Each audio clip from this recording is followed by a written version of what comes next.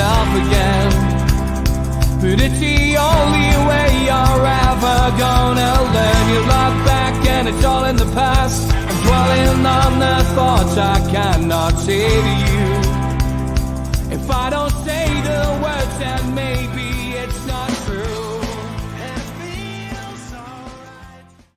Good afternoon. Welcome along to NUFC Matters with me, Steve Wraith. Matchday live. Manchester United versus Newcastle United at Old Trafford. Kick-off 2 o'clock. Joined at the moment by Babbo, by Spenny Mag, and by George. We'll have other people dipping in and out as the afternoon goes by. But let's have a look at Newcastle United's starting lineup. One change. Joe Linton in for Joe Willock. The rumours that were abound about ASM having another aggravation to his injury have proven to be correct, because there's no place for him on the bench or in the starting lineup, so he is not fit. We knew Isak wasn't going to be fit this week. We've also been told by Craig Hope that he's had another setback in training and has an unspecified return date. So not looking good for Newcastle on the attacking front. One spot of good news this week, though, is that Shelby is back, and he's back on the bench. So Nick Pope in goal, Trippier captaining the team as usual, Fabian Schär and Sven Botman in the centre, with Dan Burn again at left back, which is a point of contention, I think, for most fans at the moment. You know, should we be, risking playing Dan Burn against a potentially stronger attacking option down at Manchester United today? Bruno is fit though, which is great news. Sean Longstaff, Joe Linton, as I've already mentioned, Jacob Murphy, Miguel Miron, and Callum Wilson.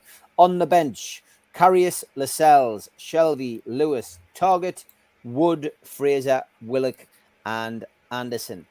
As for Manchester United, they line up like this: De Gea, Martinez, Ronaldo, the second best Bruno in the Premier League, Fernandes, Fred, Casemiro, Varane, Dalot, Anthony, Shaw, and Sancho. And on the bench, no place for Dubravka because he can't play against his parent club. Heaton, Lindelof, Malacia, Mainu, Palestri, Iqbal, Elanga, Garnacho, and Rashford. So, Babbo, what do you make of Newcastle United's starting lineup today? One change, and as predicted, no place for ASM and Isak due to ongoing injury problems. I mean, you don't fix what's not broken. So I think, unfortunately, Willock had to drop out, and that's the only reason why he's not in the starting lineup too. But I'm happy to see Joe Linton in there. Apparently, according to Craig Hope, he was a doubt before kickoff due to illness. So he's still on the bench, but that's why Willock's been dropped. Otherwise, it would have been an unchanged team. Yeah, so I'm glad to see that we're keeping the formula going, and I'm glad to see Jacob Murphy is actually in the starting lineup. He seems to be playing with a little bit more confidence, and hopefully we can see Shelby come on today and do a little bit of a run for us. But hopefully it's a good game. Yeah, Manchester United, Babbo, what's your thoughts on their lineup? Anybody who you'd be particularly concerned about? Anthony. I know it seems weird to have a team with Ronaldo on and still be worried about Anthony, but given the number of United games I've seen the highlights of, they've not really been giving Ronaldo enough service. So as long as we stop the ball getting to him, we're fine. But Anthony, especially in the Manchester City derby, the solo goal he scored kind of made me go like, "Oh, this is someone to look out for." So that's my danger man, in my opinion, for United. Okay, Spenny, Newcastle's lineup. I mean, it's interesting because for the most of the week we've been talking about whether, it should be an unchanged team.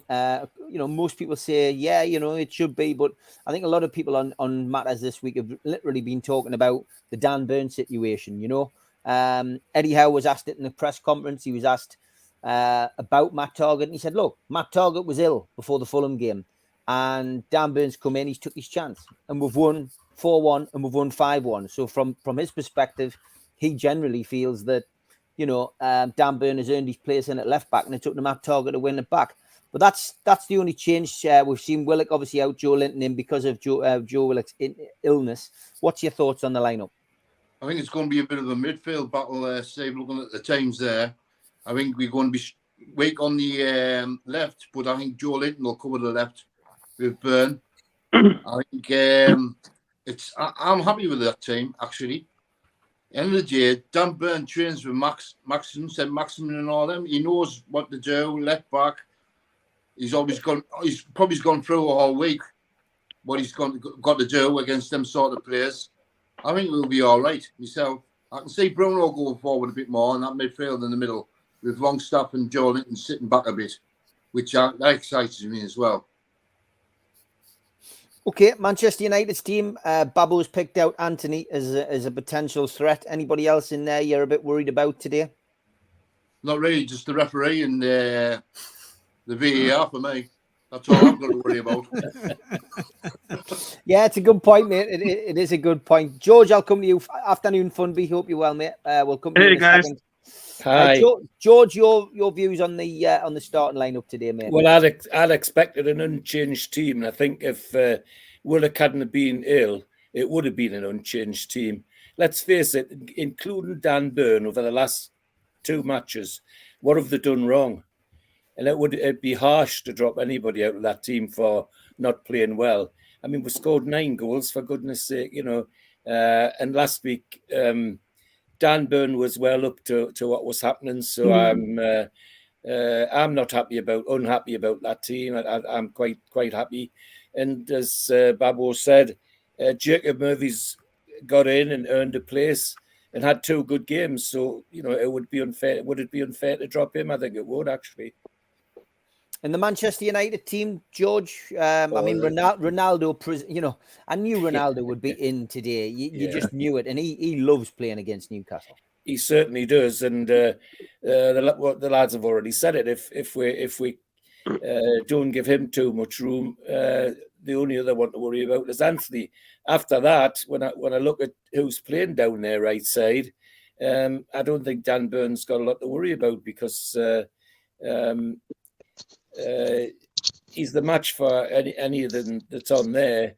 I also like the fact that Shaw's in there now. Shaw's going to be probably playing left back. Well, that's got to be good news for Almiron. he's going to run the legs off Shaw. Or he should if he plays the way he's played the last couple of weeks. So no, that looks. Ronaldo has a habit of turning it on for us for some reason. Let's hope he doesn't do it today. Okay, Fumby, your take yes, on... sir. Good to see you, mate. Good to see you. Your take on Newcastle's team. Just one change due to illness to Willock, who does still find himself on the bench there, but Shelby back as well in the subs bench. Yeah, I'm happy with the team. I've been hearing people talk a lot about Dan Burn and Anthony. I think you have to respect Dan Burn as a defender and respect defending. Defending is not about pace; it's about positioning and understanding. Yeah. Where you can, you know, where you're going to get hurt and knowing how to do that. And Dan Burn does that well. Also, if you notice how Newcastle have played over the last, just this season, we defend much better with Dan Burn at left back as a unit. So I'm confident with that back four. I'm happy with Jacob Murphy starting. Obviously, ASM couldn't make the team, but I'm actually happy Joe Linton's back in that midfield because they don't have Eriksson and he's just going to give us that muscle. And I'm happy with the team, and I'm just, you know, there's no pressure, man. We're going to play the way we play, and I'm just looking forward to it now. Yeah, Manchester United's team. What was your take on that, Fumby? It's daunting usually going to Old Trafford, but I think there's been a lot of confidence amongst Newcastle's fan base, and I think it's probably taken the pressure up as well because of the results yesterday, meaning that Newcastle will still be in 6th place no matter what happens. Yeah, look, man. Obviously, you have to respect Old Trafford. That club has been a great club. It's been a great advert for the Premier League, and we have to respect that. That's where we want to be. I know everyone said Ronaldo turns on against Newcastle, but that was a Newcastle of another time. I don't even know what team you are talking about anymore. I forget those periods. This is a new day. If he wants to turn it on today, if he beats us today and turns it on, then he did really roll back the years. Because I really think he's gonna find it hard against us today. Because we're not that team no more. Yeah, okay, good stuff. Vince, good afternoon, Lord Vader. Hello, you all right? Yeah, very good, mate. Very good. Good to see you, and thanks for jumping on. Newcastle's team, then, showing it up a few times there. What's your take on that today? Same as the rest. Quite happy. Like I said, I'm glad to see Joe Linton in because I think like says we need that bit more from him and what he does like in terms of recovery and runs with the ball and stuff like that. And last time he played against Man United, he destroyed them. They're scared of him. Like says he played against Man City, Liverpool. Like his players are just terrified of him. Like to have him in the midfield is good, but the rest, like says, you've got look at that. Like says, and look at the bench as well. You've still got Target on the bench. So like says, if Burn is struggling, Target can come on. Like says, but yeah, I'm really happy with that. Really, really strong. And like says, good. Like says, we'll give it a go. Yeah. And Manchester United. I mean, Casemiro's in there today. They Who? seem to have gone. They've got him I'm in. kidding. They've got Fernandes in there, who's a threat. They've got Ronaldo playing, which we all expected, I think, as well. Anybody in there that's concerning for you? No, like says the way, like says it's the, like says watching them recently. Like says, I mean, look at them on Thursday night. They just struggled to score in the 93rd minute against our team, struggle to break them down, even with players playing. Like says, I think it's all down to attitude. I think if we go 1-0 up against these, I think you'll see it. I think you'll see like heads started dropping, things like that. I think we can have them. Yeah, I'd give me no worries. Yeah. Good stuff, Roger. Good afternoon, mate. Oi, oi. Good to see Can you. you hear me? Good to see you. Yeah. Loud and clear, mate. Loud and clear. And Roger asked before he came on, are you okay to swear? Yeah, not a problem, mate. Just hopefully you won't have to swear too much on here. But yeah, the starting lineup, mate. I mean, you and I were together before the match last week. I thought he would have changed the team last week, to be honest. But you said no, it's going to stay the same. And you were expecting an unchanged team today, and he nearly got one. You nearly got one, but Willock's illness has meant that Joe Linton's in. You happy with the team? I'm happy with the team, but I would prefer Target to start at the minute, like. But Anthony's quite quick, isn't he? So Yeah. I don't know. Dan Burn's not the quickest of left backs, like, but I would like to see him target in. But I mean, end of the day, we've scored 9 goals in the last 2 games, so bring it on. Yeah, and Manchester United's team, like they've got the big guns out. They've definitely set up to win this game. And we know McTominay couldn't play because he's suspended, but Ronaldo's in there, and it is my biggest fear, Ronaldo today. Like I really do feel that this guy just loves playing against Newcastle. And I take Funby's point that that's a Newcastle of old. And if Newcastle go with the right attitude, we're a team in form. The only teams that really have taken points off us since that wonderful run at the back end of last season, Man City, Liverpool, then we're going in as the form team, aren't we? Really? Yeah, I mean that team doesn't scare me at all. Like I look at that and I don't fear it. I'm really surprised Rashford isn't starting. I really thought he would have started. Yeah. Like, I mean, Trippier likes to bomb forward on the right hand side, so I would have thought they would put Rashford on just for the counter attack. But that's better for us if he's not. Apparently, he's ill. Oh, is he? He's ill, just like Ericsson. That's why he couldn't make the team. But Rashford's actually ill, but he could make the bench. But he's not 50. He's not 100%. I'm glad Ericsson's not playing as well. Like, he is a baller. Yeah, 100%. Stephen Kennedy, yes, it is true that Maxi is out for potentially another month. This is controversial. I reckon we should cut our losses and get rid of the summer. He's out then. He's available. I mean, Stephen, it's sad news, but yeah, him and Isaac have both suffered setbacks. Neither of them have got return dates. They will miss all of these games this week, 3 games this week, of course. But one of those pivotal weeks in a season for anybody where you've got 3 games. But yeah, it is bad news. Let's talk Shelby though, Babbo. Shelby's back on the bench, back available to potentially to play some kind of role in the game today. Is that great? Is that good news for us? Babbo? Yep, sorry, got cut out for a bit. Oh yeah, no worries, mate. No, I think what Fumbi said was actually true. There is a certain level of growth we've had over the last couple of weeks or months, would I say, and it to be, how do I put it, disrespectful to just scroll over that and assume that Ronaldo and the rest can bump us over. But yeah, I'm very excited to actually see what this game is like, because it seems like every time we play,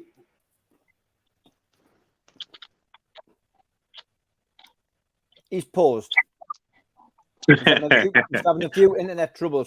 George, when we get Babbo back, we'll come back to him. But yeah, right. Shelby, happy to see him back. If we got the Eddie Howe Shelby, I'd be delighted. If it's the old Shelby, then he can stay on the bench. He's done a lot better since Howe came. There's no doubt about that for me, and he would be useful if any of the midfield get into trouble. Shelby's a useful substitute to have on because he can play across that midfield.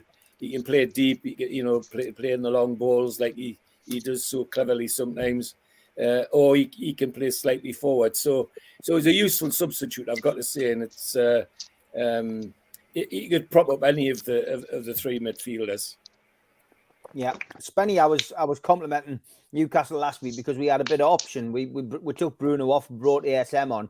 We've lost ASM again. Isaac's not fit, but Shelby's a big addition, I guess, on the bench. And I mean, he's somebody who can come on and at least change the game in that midfield area, Spenny.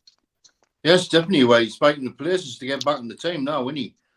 I think we missed Shelby this season, to be honest, because after all, we were after Madison in that similar role with that ball faders and going forward, so Bruno and Joe can go sit back.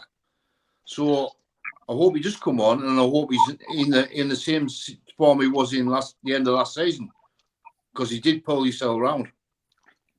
Yeah, no, he definitely did a lot of hard work to get to that position, and he certainly has. Roger, Shelby, are you a fan? I am actually, I want to just stick off my mates, for it as well. But I think like when he's not playing, we're missing quite a lot. However, I think this season we haven't missed him as much. But I thought in pre-season, that was the best he's looked for a long, long time. He looked absolutely shredded. And I don't know, it was just a shame for him to get injured just before the start of the season.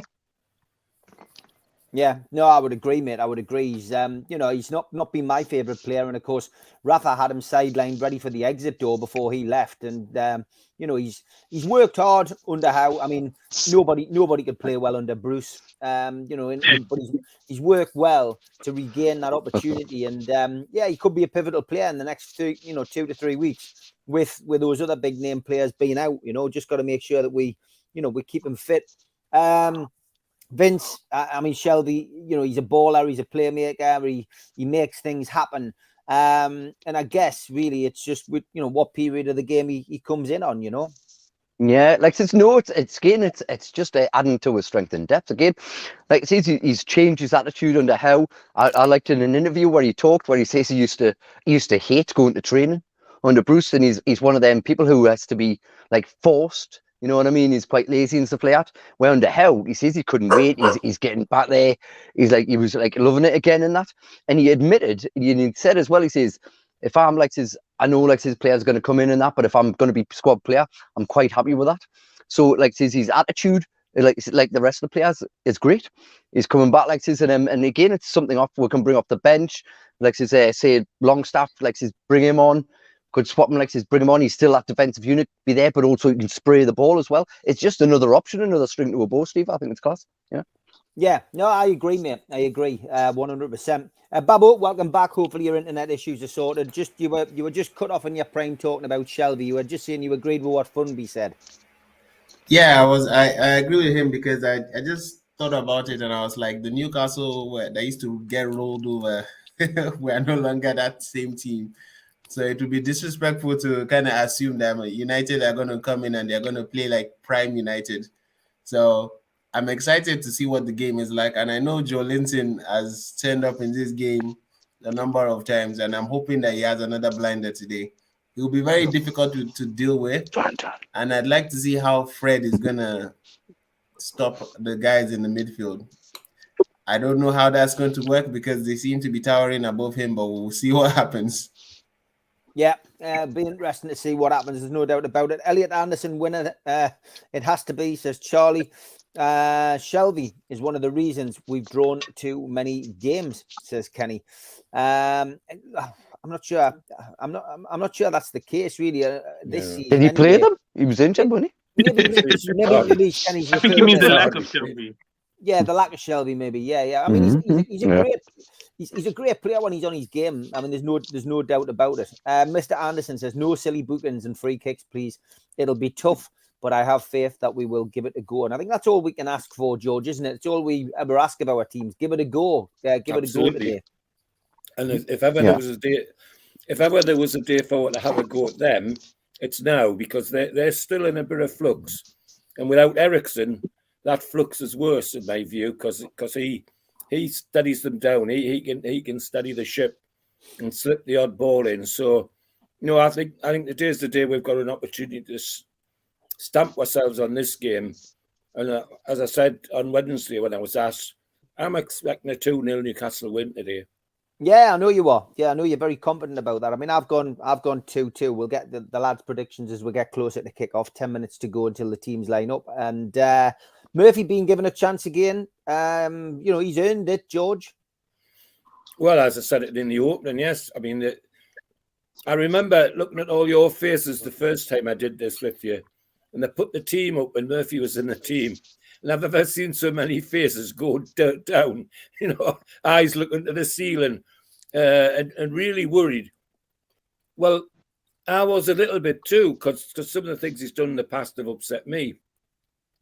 But if the manager says to people, do it in training and I'll give you a chance, and they get the chance, and Murphy's taken the chance with both hands because he's been great in the last 2 games. Yeah. Good to see Murphy getting his chance, Spenny. I mean, last week, last lap match day live, George is right. We all had our heads in our hands, but he played well again last week. He did, mate. I'm sick of slagging players up because they'll come out and have a cracking game, don't they? But like I said, yes, give the lad a chance. Have we got any other options? You've got Fraser there, but Fraser's not as good as he was last season, was he? I didn't think. I think Murphy's playing better. I think he's put Murphy on as a defensive option as well because he does travel back very well.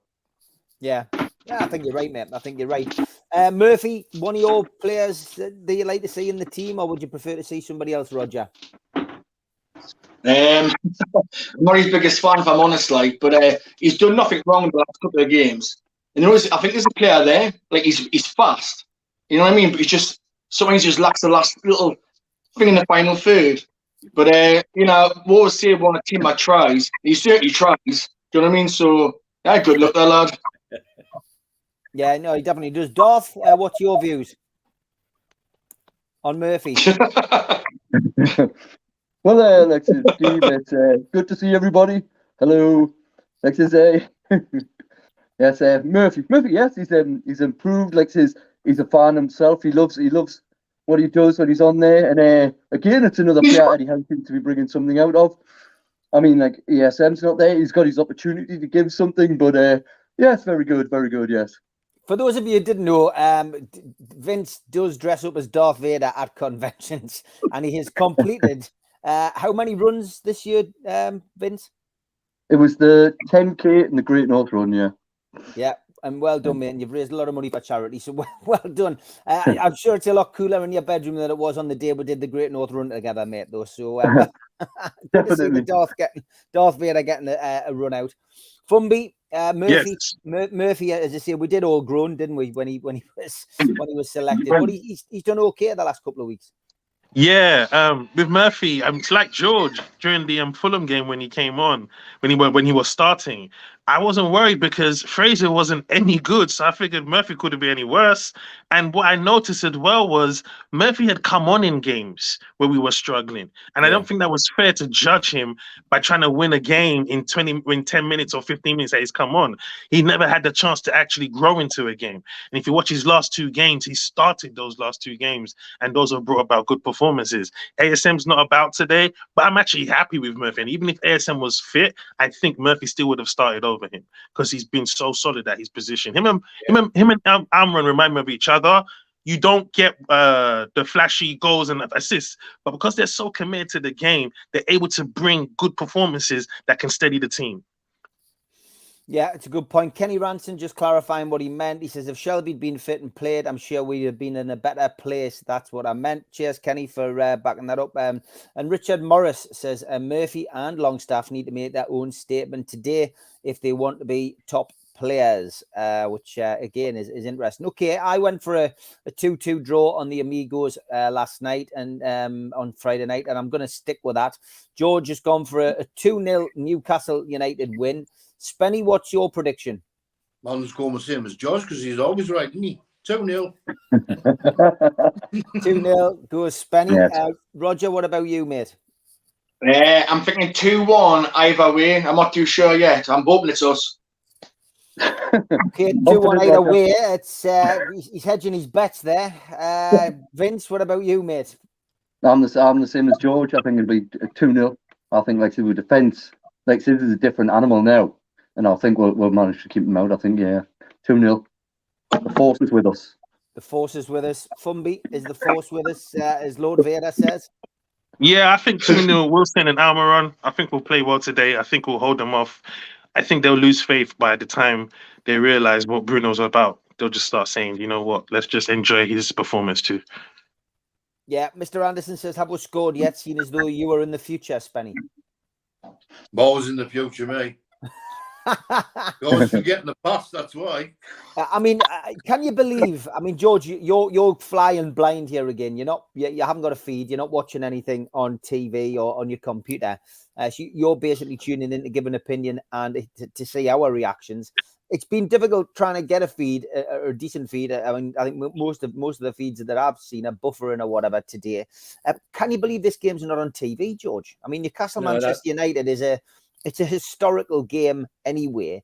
We only have to go back to the 90s when Newcastle were neck and neck with Manchester United for the title on a couple of seasons in a row. Should have won one season and came second, and rightly so, the second season round under Dalglish. But can you believe this isn't on TV? No, I couldn't believe it. It just mystifies me. The people that choose the games, I think they've missed a trick with this one, because in the past, it's almost been a TV classic, hasn't it? It's so always been an interesting game. Some of the interest, of course, has been seeing us get a hiding, but on the other hand, some of the interest has been seeing us give them a tough time. I'm at a loss to understand who chose the matches today with passing over us. It just beggars belief. Yeah, Spenny, I mean, we're used to TV coverage, aren't we, Newcastle? But I mean, the fixtures today, I understand, obviously, Liverpool against Man City is one that, everybody will want to see. But when you look at the other games, Villa Chelsea is on Sky. Is that a bigger game than Newcastle Manchester United? I wouldn't have said so, not at all. And Liverpool Man City, yeah, but I wouldn't have said the other game that they picked today was. I mean, Leeds and Arsenal are playing today, Southampton, West Ham as well. But are you surprised that it's not on TV, Spenny? I am surprised, but probably because Sky doesn't want the favourite team getting beat live on telly. Yeah, that's probably support Man United. You're probably right, mate. I mean, the other thing as well, Roger. I mean, it was good doing the rounds on Twitter last night. In all my years, I have never seen a league table be extended to 11, as it was yesterday, because Liverpool had fallen out of the top 10. Did you see that? So the league table was put up as a top 11 rather than a top 10. Did you see that, Roger? He's up. He broke up a bit, Steve. I broke up, did I? Am I back? Am I back now? I think so, yeah. All right, Did Roger, you yeah. 11 there? I'm saying, Roger, yeah. Did you see that league table with the top 11 on? Yeah. Honestly, man, it's embarrassing, isn't it? They'll just do anything to get Liverpool involved, don't they? Oh, honestly, man. I've never seen one like that in my life. That was absolutely bonkers, because every league table, you go the top of the table, the top 10, the bottom of the table, the bottom 10. But what they did yesterday, was go the top 11. I've never seen anything like that in my life. I'm surprised they didn't do the bottom table and go, oh, look, Liverpool top the table. Yeah, it's crazy. I mean, if Liverpool did hit the bottom, they'll probably turn it upside down. No, you're fine now, mate. The game's just about to kick off. The teams are getting on the teams are on the pitch anyway, which is great. The coverage I've managed to find is just going through the lineups, and no surprise they're focusing on Ronaldo, going across Newcastle's team now. So I'll give it a quick flash up before the kickoff starts. Nick Pope, Kieran Trippier, Fabian Schär, Sven Botman, Dan Burn, Bruno, Sean Longstaff, Joe Linton, Jacob Murphy, Miggy Almiron, and Callum Wilson is our starting 11. One change then. Willock drops to the bench due to illness, is replaced by Joe Linton. And on the bench, Carrius, Lascelles, Shelby, Lewis, Target, Wood, Fraser, Willock, and Anderson. The home team line up like this: De Gea, Martinez, Ronaldo, Fernandez, Fred, Casemiro, Varane, Dalot, Anthony, Shaw, and Sancho, and a packed bench as well. So for us, we've given our predictions. You've given your predictions in the chat. Sit back and we will try and guide you through this game as best we can with the feeds that we've got. Some people will be slightly ahead of others. If you haven't watched this kind of format before, then that's how it works, unfortunately. But we will do our best to give you some good commentary throughout the game. But yeah, Vince, it's interesting, isn't it, to say, to see that, the big six can't be ignored even when they drop out of the top 10. Yeah, of course it's ridiculous. It's just the bias, and it's just ridiculous. It is. It's not like they're trying to hide it either, is it? Like Roger said, if they fall in the bottom 2, it's probably the bottom 10 that they'll show first. Like it's just ridiculous. It is sad Premier League. Just to wind Newcastle fans up, Alex Ferguson, for some unknown reason, he's coming onto the pitch to present Cristiano Ronaldo and David De Gea with some kind of trophy. I'm presuming this is for Cristiano Ronaldo hitting 700 goals. I think that's what he hit this week, wasn't it, with his goal last weekend? Yeah. So he's getting a silver salver this season. Yeah, he's getting a silver salver. And I'm not sure what De Gea's getting one for. 500 games. 500 games. All right, okay. So they can both eat their dinner off those plates during the week in the canteen at Old Trafford. But yeah, I mean, there we go. Presentation for that. I bet you Alex Ferguson got a bit of stick from the Newcastle fans as well. Newcastle lining up in the green and white strip today, and it looks very fine. I must say it. They're all getting in a huddle and getting ready to kick the game off. Manchester United standing around waiting for Newcastle to finish the huddle, which I always like to see. And bring it on. So who is actually watching the game? Are you watching it, Spenny? I am. Yeah, Spenny, you tend to be more reliable. Roger? Yes, I certainly am. Vince has got it as well. Fumby, have you got a feed? Yes, I've got a feed. I'm watching America footage, unfortunately. All right, okay, mate. Okay, well, fingers crossed. For me, the game's about to kick off, but I'm sure Spenny will probably be far ahead. My internet's not the greatest, so we'll probably be relying on him for the up to date. No spoilers, Spenny. Just let me know when it kicks off. Let me know.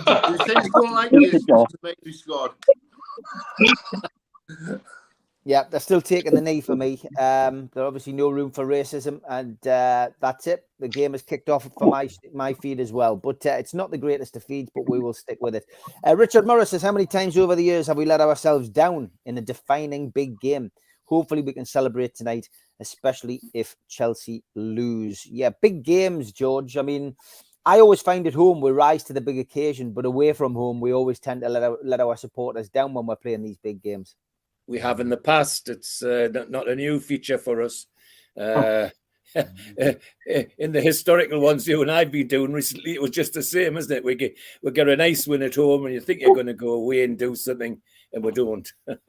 So no, I don't think that'll be the case today. And I think what's happening today will define the new history our owners are giving us. Well, as somebody said, that's the Newcastle of old. This is Newcastle now, and I think we don't have that worry to think of. No, definitely not. I think you're right. Big games away from home, Spenny. We do tend to, drop a clanger at places like this. What tends to happen to Manchester United is Newcastle go into an early lead, and then Manchester United seem to come back and then wreak havoc on us in the second half. The games I've been to, especially with down there, we've seemed to get an early goal. I remember in recent seasons, maybe Dwight Gale scoring, and then Newcastle getting beat 3 or 4-1. It's one of those things. But I mean, away from home, we don't tend to win these big games, Spenny. I know, and it needs addressing really. This is probably the West Man United team we've ever played today. For me, I think the last time we beat them down there was Kabay winning goal line. Was it 1-0 free kick? Yeah. Mm-hmm. And the last time we was like 16, 17 years ago. We need to address it. Like we need to win these big games against Man City, we can play like the best against Manchester City I've played against, and we should have won big Manchester City. No one else has touched Man City except us this season. Yeah. Yeah. What about you, Roger? I mean, the big games away from home, Newcastle against the likes of Liverpool, Manchester United, Man City, Chelsea, they're not happy hunting grounds at all, are they? So, you know, we do need to address that, as Spenny says. We do, but I think like as a season, you sort of like them games are just sort of a bit of a buy, aren't they? You want to be beating all the teams that's around you, like in the mid tables. Now your Everton's, your West Ham's, places like that. And any game like against Man United, that's just a bonus, really. But I think if we want to get to where we want to get to, we do need to start addressing that and getting a few wins away from home against these big teams. Yeah, we definitely do. Vince, it would be nice to see that start today, wouldn't it? Really? Yeah. I mean, you like you say, you just look there, you see what we've done against Man City and Liverpool already this season. We've gone with NUFC. Yeah, we are a totally different beast, and the way we're set up and everything like this. And have you seen them stats for how like the pressing and the high like picks? We're top of everything in the game. We're pressing on Man U straight away, and like this, it's just great to see. We've gone there, and we're just going at them. It's just I've got total confidence. Yeah, Fumby, my feed's not the greatest. I mean, how have Newcastle started in this opening 5 minutes? Man United have started well. They've kept the ball. They know we want to press them, so we haven't done much yet. They had a decent run at Trippier, and then Fred kind of blasted his shot wide, which is cool. We just have to get into the game and keep doing what we're doing. But Man United, you know, they want to impress their fans. We just have to respect the shooter. But we haven't started yet, but we'll be fine. Okay, Amra's on the run now, though. Yeah, it's a game, you know, where you expect Manchester United, George, to come out of the traps early and and attack Newcastle. Newcastle, I guess, are going to have to absorb quite a bit of pressure in this opening stages of the game. It's fun to be said. If they didn't, they'd have the fans on their back from the first minute. So they've got to do something to keep their fans happy, apart from anything else. I think somebody said at the beginning, you watch what happens if we get a goal and see where the heads go and where the fans go. It'll not be pretty, and I just hope we'll do it fairly soon. Yeah. Spenny, your take on the opening 5 minutes, mate? I think it's been 50-50. Yes, Man United going down his left all the time. Yeah, they're in the box here. Got it out straight away, shoulder charged them. And then I think it's 50-50. We're hitting them on the right and they're hitting us on the right. It's all just going on one side at the moment, both teams. We're not getting the passing out very well at the moment. We're not getting the combination well. They're just pressing us all the time in the middle. Hopefully this will change, because we need to win that midfield battle today. Yeah, Roger, what's your take on these opening stages of the game? It's how I'd expect it. It's I think the first 15 minutes or so, I would just let them have the ball and just try and contain them. Don't let them get an early goal. It's been a bit cagey. No one's really done. Sancho's on the ball here for me. Oh no. Oh, it's hard to call. Get that Bruno, lad.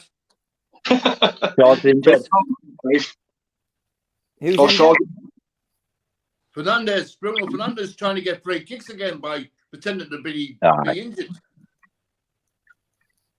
Is Shaw okay? Is he up? Yeah. Nah. He's not. Is he up now? Goal for me.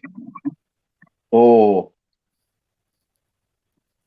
It's because it was off the pitch. Oh, he's just slid down the hill, and caught his boots. Doesn't look good, does it? No. That's how you John need that. Ronaldo's smiling because that happened. Ooh, aye. His studs are planted on, and his knee sort of makes a move. Yeah. You could see when he had the court on that, the greens up in the edge and that went high. He's been on his feet and bent his knees at the same time when he's gone down. Yeah. Shit bags. Go on, son. He's back on. Back on, he's all right. Yeah. Go on. Okay, Chelsea have gone 1-0 up against Villa. As you guys know, my stream is like in 1942, so I've just seen the Shah incident.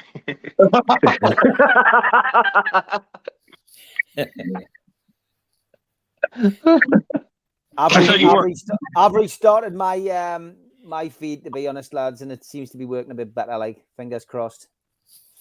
Okay, I'm back with you, back in the room. That's why I was getting all technical there, but it's not the greatest. It's not the greatest, to be perfectly honest. Mine keeps freezing. I think it's a good move from Joe Linton back in the midfield today. 100%. Yeah, 100%. Because what he does is he gives you that solidity, doesn't he? Yeah. Yeah. He's a beast, man. He is, and he's had that little bit of a break, and it's going to be important to use the squad depth that we have got this week with 3 games. You know, there's three games this week, and if Newcastle could come away with a point today and get 3 points against Everton and stay in the top 6, it's going to be great to go down to Spurs next week and, you know, have that kind of buffer. You know, I honestly think the Everton game's tougher than this one. I think you might be right. Yeah, I mean, Everton certainly are going to come, but I think what we always have in our favour with the Everton game is Jordan Pickford in goal. You know, he always seems to have, you know, a running commentary with the Newcastle fans, and he's in good form. I watched him yesterday.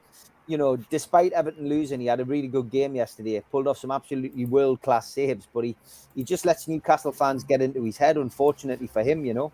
I have to say, I thought Kane bought his penalty, man.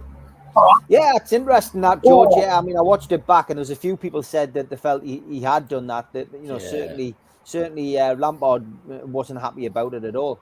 Well, I don't think I would be either. You see, as a player, had he got his foot underneath Pickford, he said yes, he's been tripped, but he didn't. He dragged his foot over the top of Pickford. In other words, as soon as the goalkeeper was down, Kane was going to go down as well. Yeah, you're right, George. Yeah.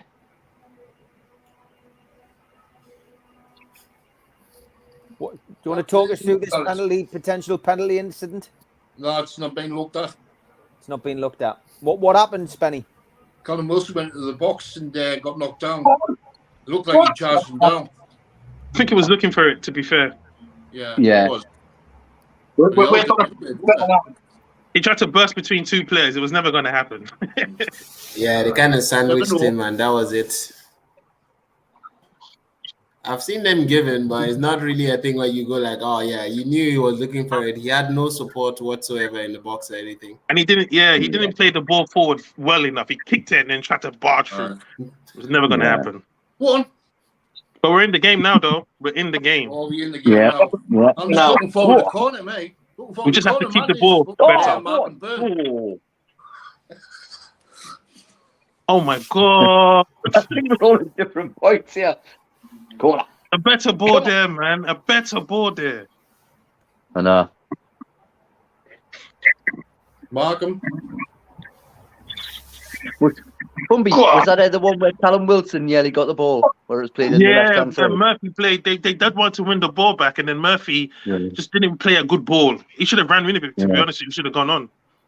Yeah, I think that was last year. Gone straight at the defense. Gone. Oh, damn bird! Come on, Babu, have you managed to see much of this game? Yes, I was watching it on the way here.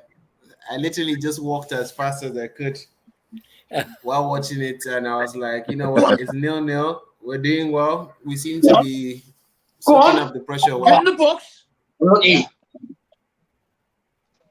Oh my God! We got. Come on, Miggy. People seem to be quite confident with this, the way this game's going, to be fair. Yeah, we've got a corner. I think I'm at that stage. Is Joe Linton taking the corner? Looks it. If Joe Linton's taking the corner, you know what's happening, right? We're all on the same wavelength. It's a throw-in. Why is Joe Linton taking the corner? Oh, come on.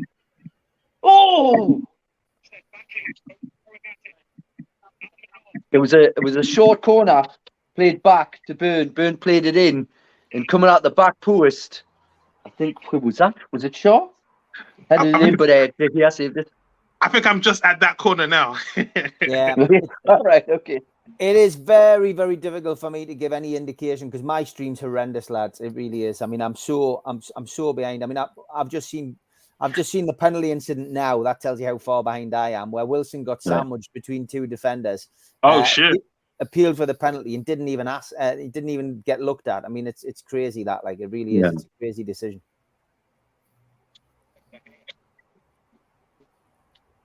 Nah. It's going to be more important now, George, though, to keep a hold, to keep Wilson fit with those two injuries now to ASM and Isaac. I mean, Definitely. because there's no date on the guy's returns either. No.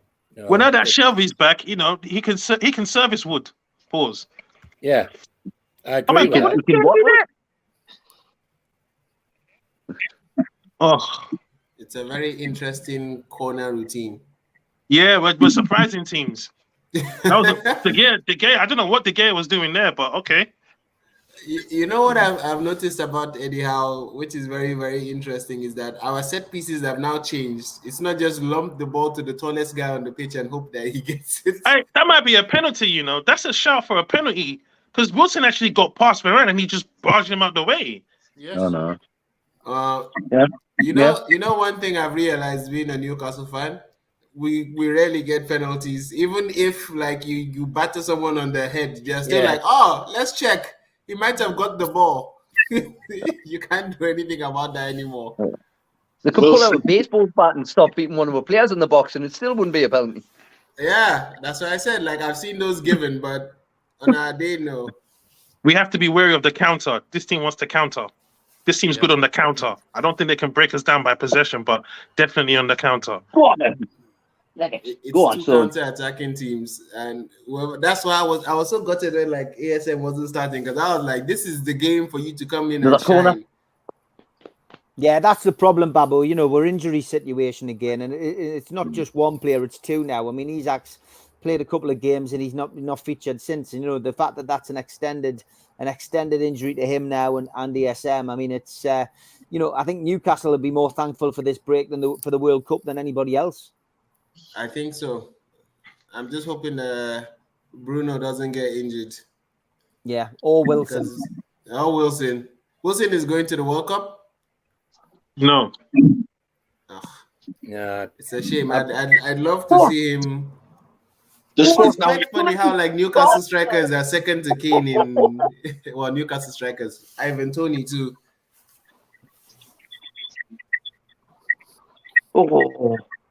What's happened, Vince?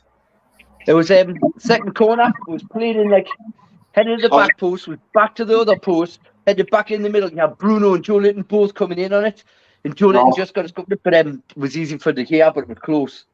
But we're keeping the ball well now. We're getting at them.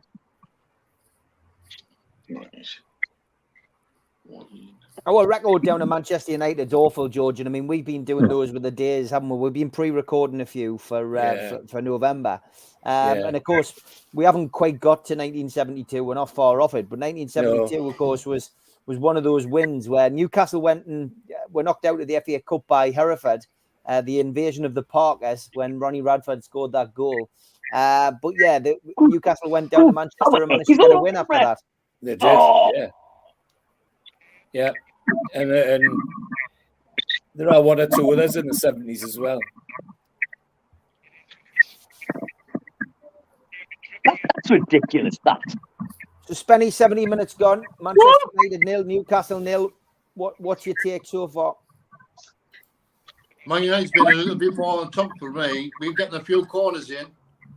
We seem to be weakened in the wings.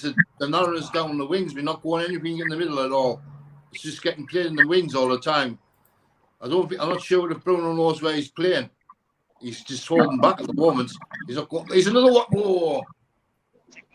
Just had a little shot there inside the box. Murphy, bit of a weight shot, really.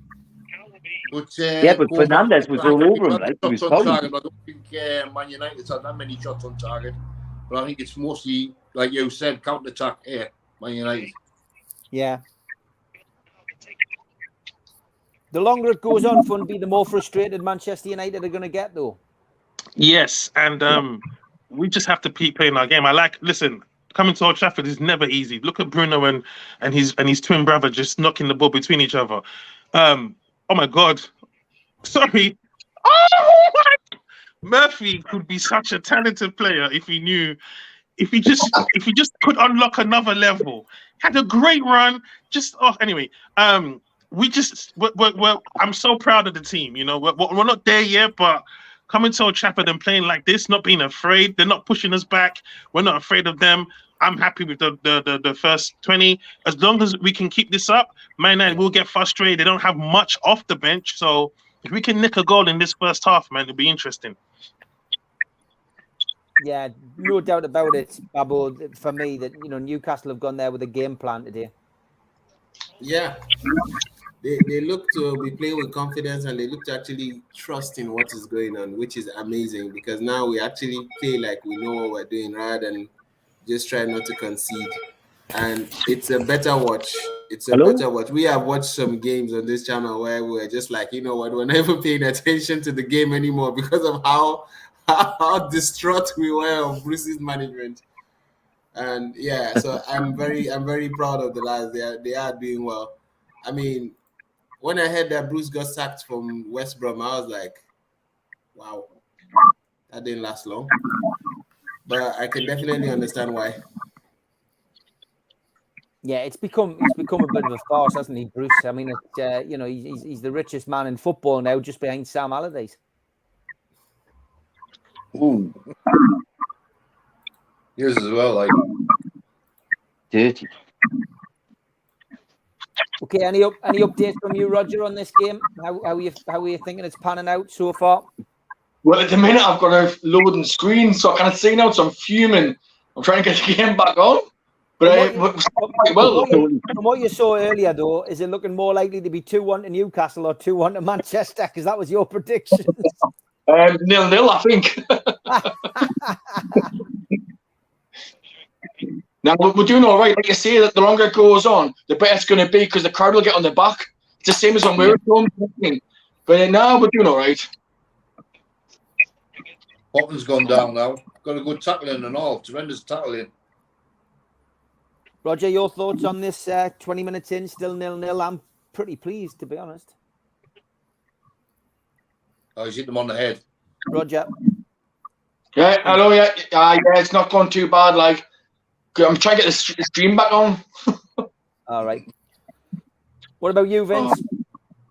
Yeah, it's going well. Like I said, we've come more. Like I said, we're just building more and more into the game, the two corners. Like I said, I think we're just showing like a bit of strength in that as well. The players, like his challenges and stuff like that. Like there's been another one put in there, like player down. Who was it? I can't. Botman's gone down. He got hit on the head by yeah. For some reason, when the match isn't on, my stream seems to work perfectly. I'm getting some great views of the Newcastle fans singing and Botman lying down. Yeah, Botman is injured. Botman, great challenge, like just really brilliant. Hopefully be okay. Yeah, I'm just getting close-ups of his face there. The physio. See what I said about defending not being about pace and about positioning. His positioning there was perfect. Exactly. Yeah. Yeah, he's okay. He's back on his feet. Yeah. And he will be fine to continue. Probably have to go off and then come back on, but Botman is fine. Is it surprising to you, Spenny, that he's as the screen goes on to Matt Targett, that Targett has been forced to wait to come back into this team? Do you think it's strange that he's not playing Targett a left back in that left back position? I think he is. Botman's injury was because he was coming for the left back as well. Come over and to help him out, and he got into Anthony. Hell of a tackle as well. Yeah. For me, Targett should be playing in that position, but can you drop Dan Burn? Or I don't think you can. You know what I mean? Free kick. Oh, so, come on. Like I said, you can't drop Dan Burn the way he's playing. He's committed to the team. But Sharp, for me, should maybe hasn't been very good the last couple of games for me. Botman's been impressive, but Shah's just lived in his shadow. Possible Burn might come back to the middle and put Targett in there. Or No, I can hear you, mate. No, I'm listening. I think as well, Fumby. I mean, Eddie Howe addressed it at the press conference. You know, he was asked about that. I touched on it at the top of the program, but he also said that he enjoys working with Dan Burn. You know, he enjoys working with him, and from his perspective, you know, I always feel as if he's going to try and find a place for him in the team. Do you know, if you listen to Dan Burn himself talk, like he talks like he's Sergio Ramos, like he's so confident of what he does in defending. And I just think we're a better team with him at left back. I don't think it's a case of, I don't think it's a case of, I don't think Target's played well anyway. And so, yeah, I'm not really missing him at left back. I think Dan Burn is solid. He's a solid defender. And that's what you need. You need solid defenders. And all that whole back four, including Botman and so on, we just play better as a unit. And I just don't think, unless he makes some horrendous mistakes, I don't think it's going to change pretty soon. Are we, Kieran? Put it on the wall. Trippier free kick in a dangerous position. Come on. I'm just there now, man. Let's hope. Let's hope we see a big one. And for the big occasions, you need the big men. And Trippier. Oh, it's back to Joe Linton. Oh, the crossbar. Oh, the post again. Oh. Southampton are 1-up. Oh, God. Of course, my stream paused during all of that, so all I've seen is Joe Linton holding his head. Unbelievable, Jeff. This. He just hit a 40-yarder. I know. Honestly, I might as well just give in on this front. I've seen it there. Hit the bar and then hit the post. How? Oh my goodness! That was a wonderful dancing header from Big Joe, and then he hit the bar. You know, I find it so funny that he was laughing after because he's like, I can't buy a goal. Unbelievable. Everybody's stream's gone down, Steve, today. I've just had loads of messages. Oh, well, there we go. Then everyone's suffering the same. I've tried every single internet connection that I could possibly try, and it's just been a nightmare. Jordan in the crossbar and the post. Yeah. Perot scored for Southampton. They're 1-0 up against West Ham, who are seen going through a bit of bad form again. It has to be said. Bruno Fernandes is whinging all the time, says Mr. Anderson. No surprise there. Yep. No. I think that's what he does most times when the game is not going the way he wants it. He's not one of those guys that will dig in and actually start doing something. He just whines at everything. Yeah. Oh my God. We hit the post twice. Oh, so I'm here, guys. I'm still here. That's good. Now, well, yeah, at least you've seen that. Man of the match for me is the moving white circle on the screen, like it's covered every blade of grass so far.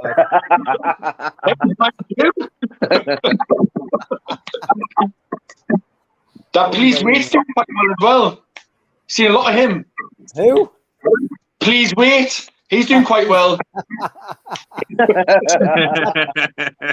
all over the pitch. I've been sent the link, like it's working apparently. All right. Do you want it or not? Yes, please, mate. Yeah, should have scored. Joe Linton says Steve Middlemiss, 100%. I'd say it should have. It was unlucky that the first one was a reactive header and it was good header, and the second one, like he's got players coming in still. So like, say should have. It's like it's hard. That was an easy chances. Yeah. Can I just say, yeah, we just had a corner and Wilson, I think he was telling the ref it's another corner, but he goes down to tie his shoelace and I was like, oh shit, he's injured. I actually panicked. I was like that the other week when Trippier went down, and I was like, "Oh my God, please no." And it gets like that. You know what I mean? Yeah. Things will get better as our squad gets better. I'm sure of that.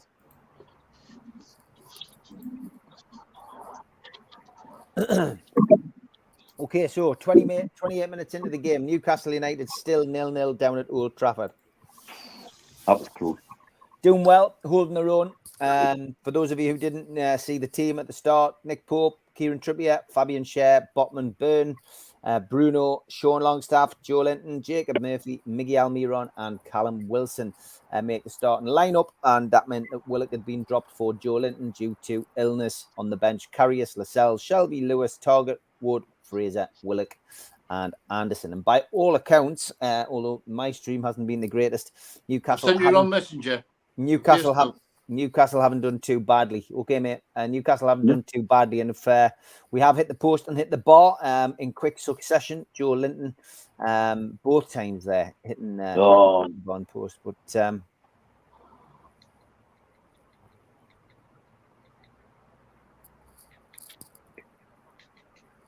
Link to apparently saved. all right, mate. Where have you sent it? Facebook or Twitter? Facebook, Messenger. Right, okay, mate. 2 more games coming up this week, though, Spenny. 2 big games. I've got Everton, of course, Wednesday night, and then Tottenham next week. It's, the games come thick and fast, don't they, in the times in the Premier League. Do you think we'll see him make a few changes this week? Well, back in my mind, I'm hoping Max is just being kept for them games as well. One of the games, anyway. Yeah. But obviously, it's come out today, he's going to be out a month, so... Yeah. I think that some of them's getting rested to play these games. There's 3 in a week sometimes is a telling toll. I just hope we don't pick any injuries up at the end of the day because we'll be going to be light, to be honest. I wouldn't mind Anderson coming in having a crack if people are looking a bit that way. And obviously that's why they're in, and Shelby to come back in as well. It's just a striker issue for me. If Wilson gets injured again, shit creep out the paddle again, haven't we? Yeah.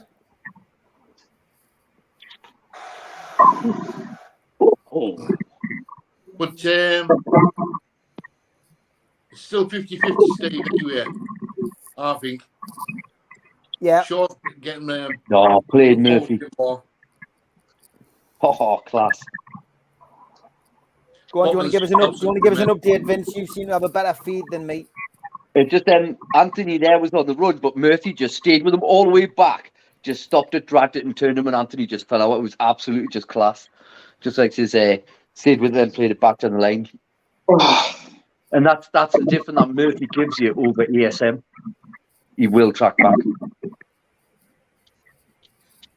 The thing I noticed about because I'm watching the game and I saw the tackle now. The thing about ASM is he doesn't mark closely. So even if he's tracking back, he'll just like a meter or so behind the person, just stand there. But Murphy is literally like in there with the legs and like it will take a foul, Yo, Bruno never panics. He just never panics. He body sure, held him back and gets the free kick. Just never panics.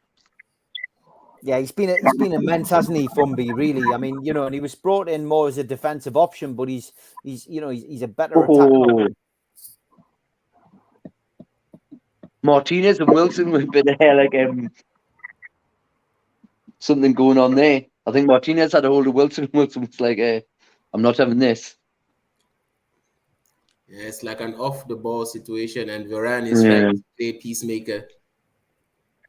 Woo! Murphy I just saw what everyone spoke about Murphy. Class. Class, isn't it? Absolute class. Yeah. And like it says, that's what I'm saying. That's what Murphy gives you. ASM, he will cover. He will track back. But Wilson's bullying these defenders now. Like he's putting them in the head so they can get booked. This is how he plays half the time. It's all mind games. Yeah. Okay, it's half an hour on the clock. Newcastle United still holding Manchester United to 0-0 at Old Trafford. Newcastle had the better chances. Joe Linton hit the bar, hit the post in quick succession. Manchester United pushing forward there on my stream and unlucky with an opportunity. The camera's focusing on the crowd, and there's a very old-looking Dennis Law in the crowd today. I didn't know he was still. No, was that the one in the shades? That's who it was. I thought it was Buddy Holly. Yeah, that's Dennis Law, the king of the Stretford end, as the banner says. Not Buddy Holly.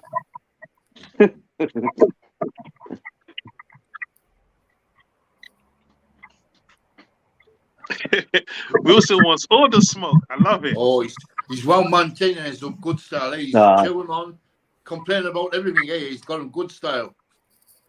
That's what you get as well, isn't it? That's what you get out of you get out of Wilson. He just he's a complete centre forward. You just got to keep him fit. Just got to keep him fit. That's all.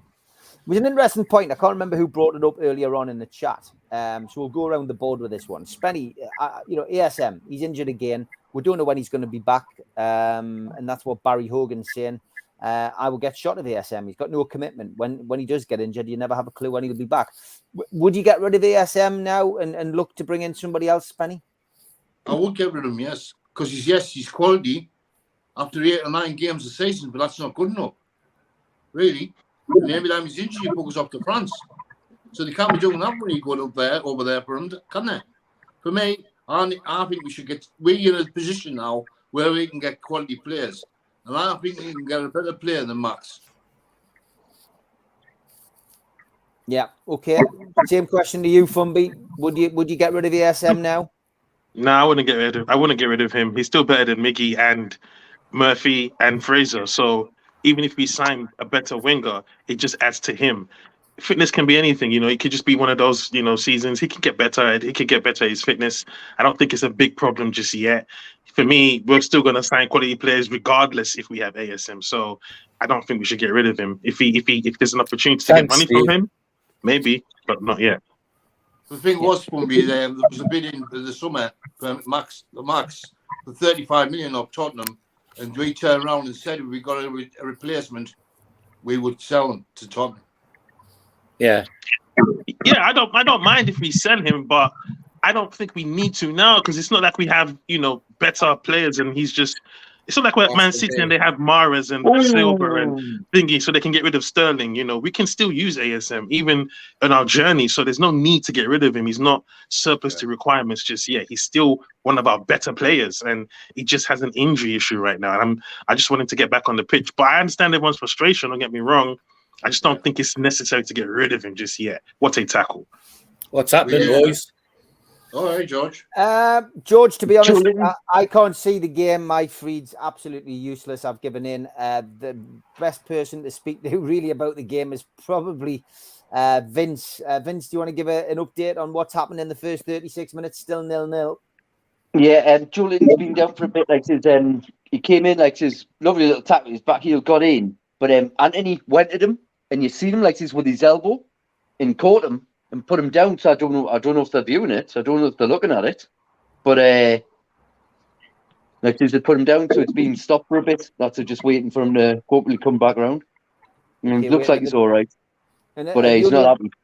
The only other thing you missed, George, when Newcastle had the great chance, there was a corner and Joe Linton hit the bar with a header. The ball came back to him and he hit the post with a shot. So unlucky, very unlucky. Yeah.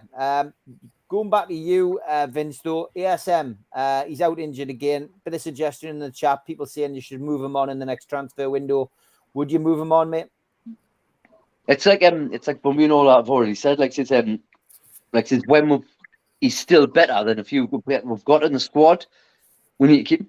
It's only when I think we've got to build the squad a bit more. If then. Maybe he's not giving with much, then he'll have to go. But I can see people's point as well. He's not really he's giving with it says people have said 8 to 9 games, and then he's not giving you the full thing. So, but while he's still better than a few we've got, until we build a squad, I think we've got to keep him. Okay, George, your take on ASM? A bit of frustration in the chat. People saying we should get rid of him now. It's would you sell him and look to buy better? Short answer, yes. I mean, it's great. It's great to have somebody with his talent in the club. But if the talent's not happening on the field, what's the point? I've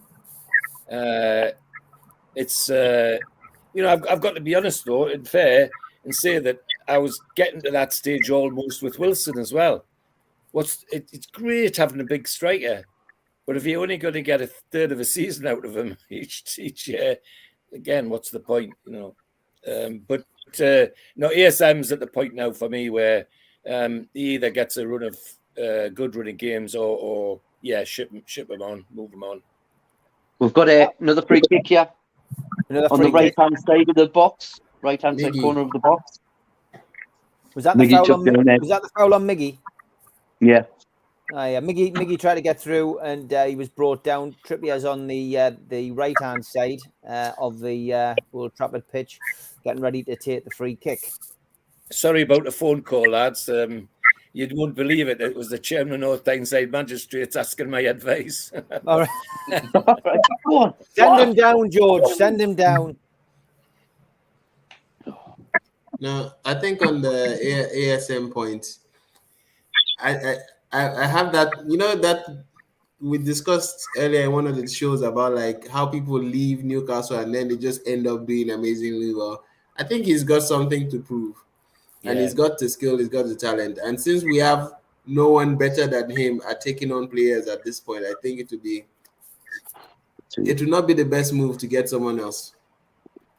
Yeah, that's fair enough, Babbo. Yeah, the free kick was easily cleared, whipped it in low, but got hit around all the Manchester United defenders' feet and managed to clear it. Manchester United with a chance here. Pope goes down smartly and saves with his feet. But just a little warning there from Manchester United that they are still here and still in this game. But well done, Pope. Straight down and doing what a lot of goalkeepers do, which is save, brilliantly with your feet. It's not all about your hands anymore. Roger, ASM, would you sell him or would you keep him? I wouldn't sell him. If you guarantee if you sell them, you probably have a blinder. You go somewhere and you'd be like the best player in the world. Do you know what I mean? I think he's got all the talent in the world. I just question how much he wants it. Do you know what I mean? He reminds me a lot of like a Ben Arthur. He had all the talent. He's not a very good pro. Do you know what I mean? Like, I think Ben Arthur got banned from every single kebab shop within like a 5-mile radius of the tune. Do you know what I mean? Like, what's going on? But I think ASM, I think like with that Helios, I just don't think it's a good look, does it? When he's injured and then all of a sudden he's hosting all these tournaments, you think like, how good is he? Yeah, and I've got to be honest, the amount of bandages he turns up, Steve Hastie's gone on about this fight for a while now. The bandages he turns up in, Roger, you think, well, what on earth's the matter with him? Why would anyone have to wear that amount of bandages to play a game of football? He's like the mummy. He's like the mummy when he comes on at times. Like his legs are literally, it can't be good for your circulation wearing all of that. Definitely not. Man United the last 5 minutes, man. Ronaldo is starting to push forward. Manchester United are starting to ping it round. Newcastle are starting to, chase shadows a little bit. So Newcastle need to be careful in this period. 5 minutes before half time, and it was, if I remember rightly, when I was down at Old Trafford last year, it was Ronaldo who scored just before half time, and Newcastle were leading 1-0. Ronaldo scored, and it was his first game back in the Premier League last year, and he scored the goal. Did his trademark celebration, and then Manchester United were 2-1 up going into the half-time break, and Newcastle have just got to be careful that they don't fall into that trap again, because if you can get Manchester United at half-time, and like a couple of the lads mentioned before the game, if you can get that Old Trafford crowd on the back of the supporters, they get booed off, for example, then that's good. And I mean, you've got to say, Spenny, Manchester United have started with probably their strongest team today. The strongest team that they could select. And, with Ronaldo in the team, with a point to prove, he spent a lot of time on the bench. Casemiro, the player that they've just brought in, who they've spent a lot of money on, and, hasn't been able to make the starting 11. I mean, there was a lot of gifts going around, people saying that they bought him to sit on the bench to keep Ronaldo company. But, they've started these two players today. They clearly want to win this game and make a statement. And Newcastle are frustrating them, Spenny. We are definitely... on Thursday night, even I think the team that were playing in Europe as well, they had them goalless and they scored right after 90 minutes. Yeah, so they held them as well. So, going back to Man United, I've never known Man United to play counter-attack football. They've always been on the front foot, what I've seen, especially at home in Old Trafford. How can you play like stepping back and waiting for a break all the time when you're Man United playing at home? It's just a strange team altogether for me. And you look at them two players you mentioned there, Anthony and Casemiro. You're talking nearly 200 million for both of them, aren't you? And there's people twisting me spending 200 million on 6 or 7 players. And look at our 6 and 7 players compared to them two. Yeah, Jurgen Klopp's been bumping his turkey teeth this week, hasn't he? About all the players that Newcastle have signed. He forgets he spent nearly 170 million on 2 players in recent years. What Newcastle spent. Two of the lads down there, the match today, singing, dancing on the ceiling, the Man U fans, like. Okay. Coming up to 42 minutes played on my feed. Almiron pushes a ball out. Trippier just under hits it, and the Manchester United defender goes down in a heap on the ground, and Trippier looks to the air, frustrated. Yeah, let's get to half time, Fumby, with it 0-0. It would be great, wouldn't it? Yeah, it would be great. It would be great. I'm trying to figure out. I think we're at that point in the game where we've tried a lot, and so we're trying to get that second win going. But so it may not have come into the game.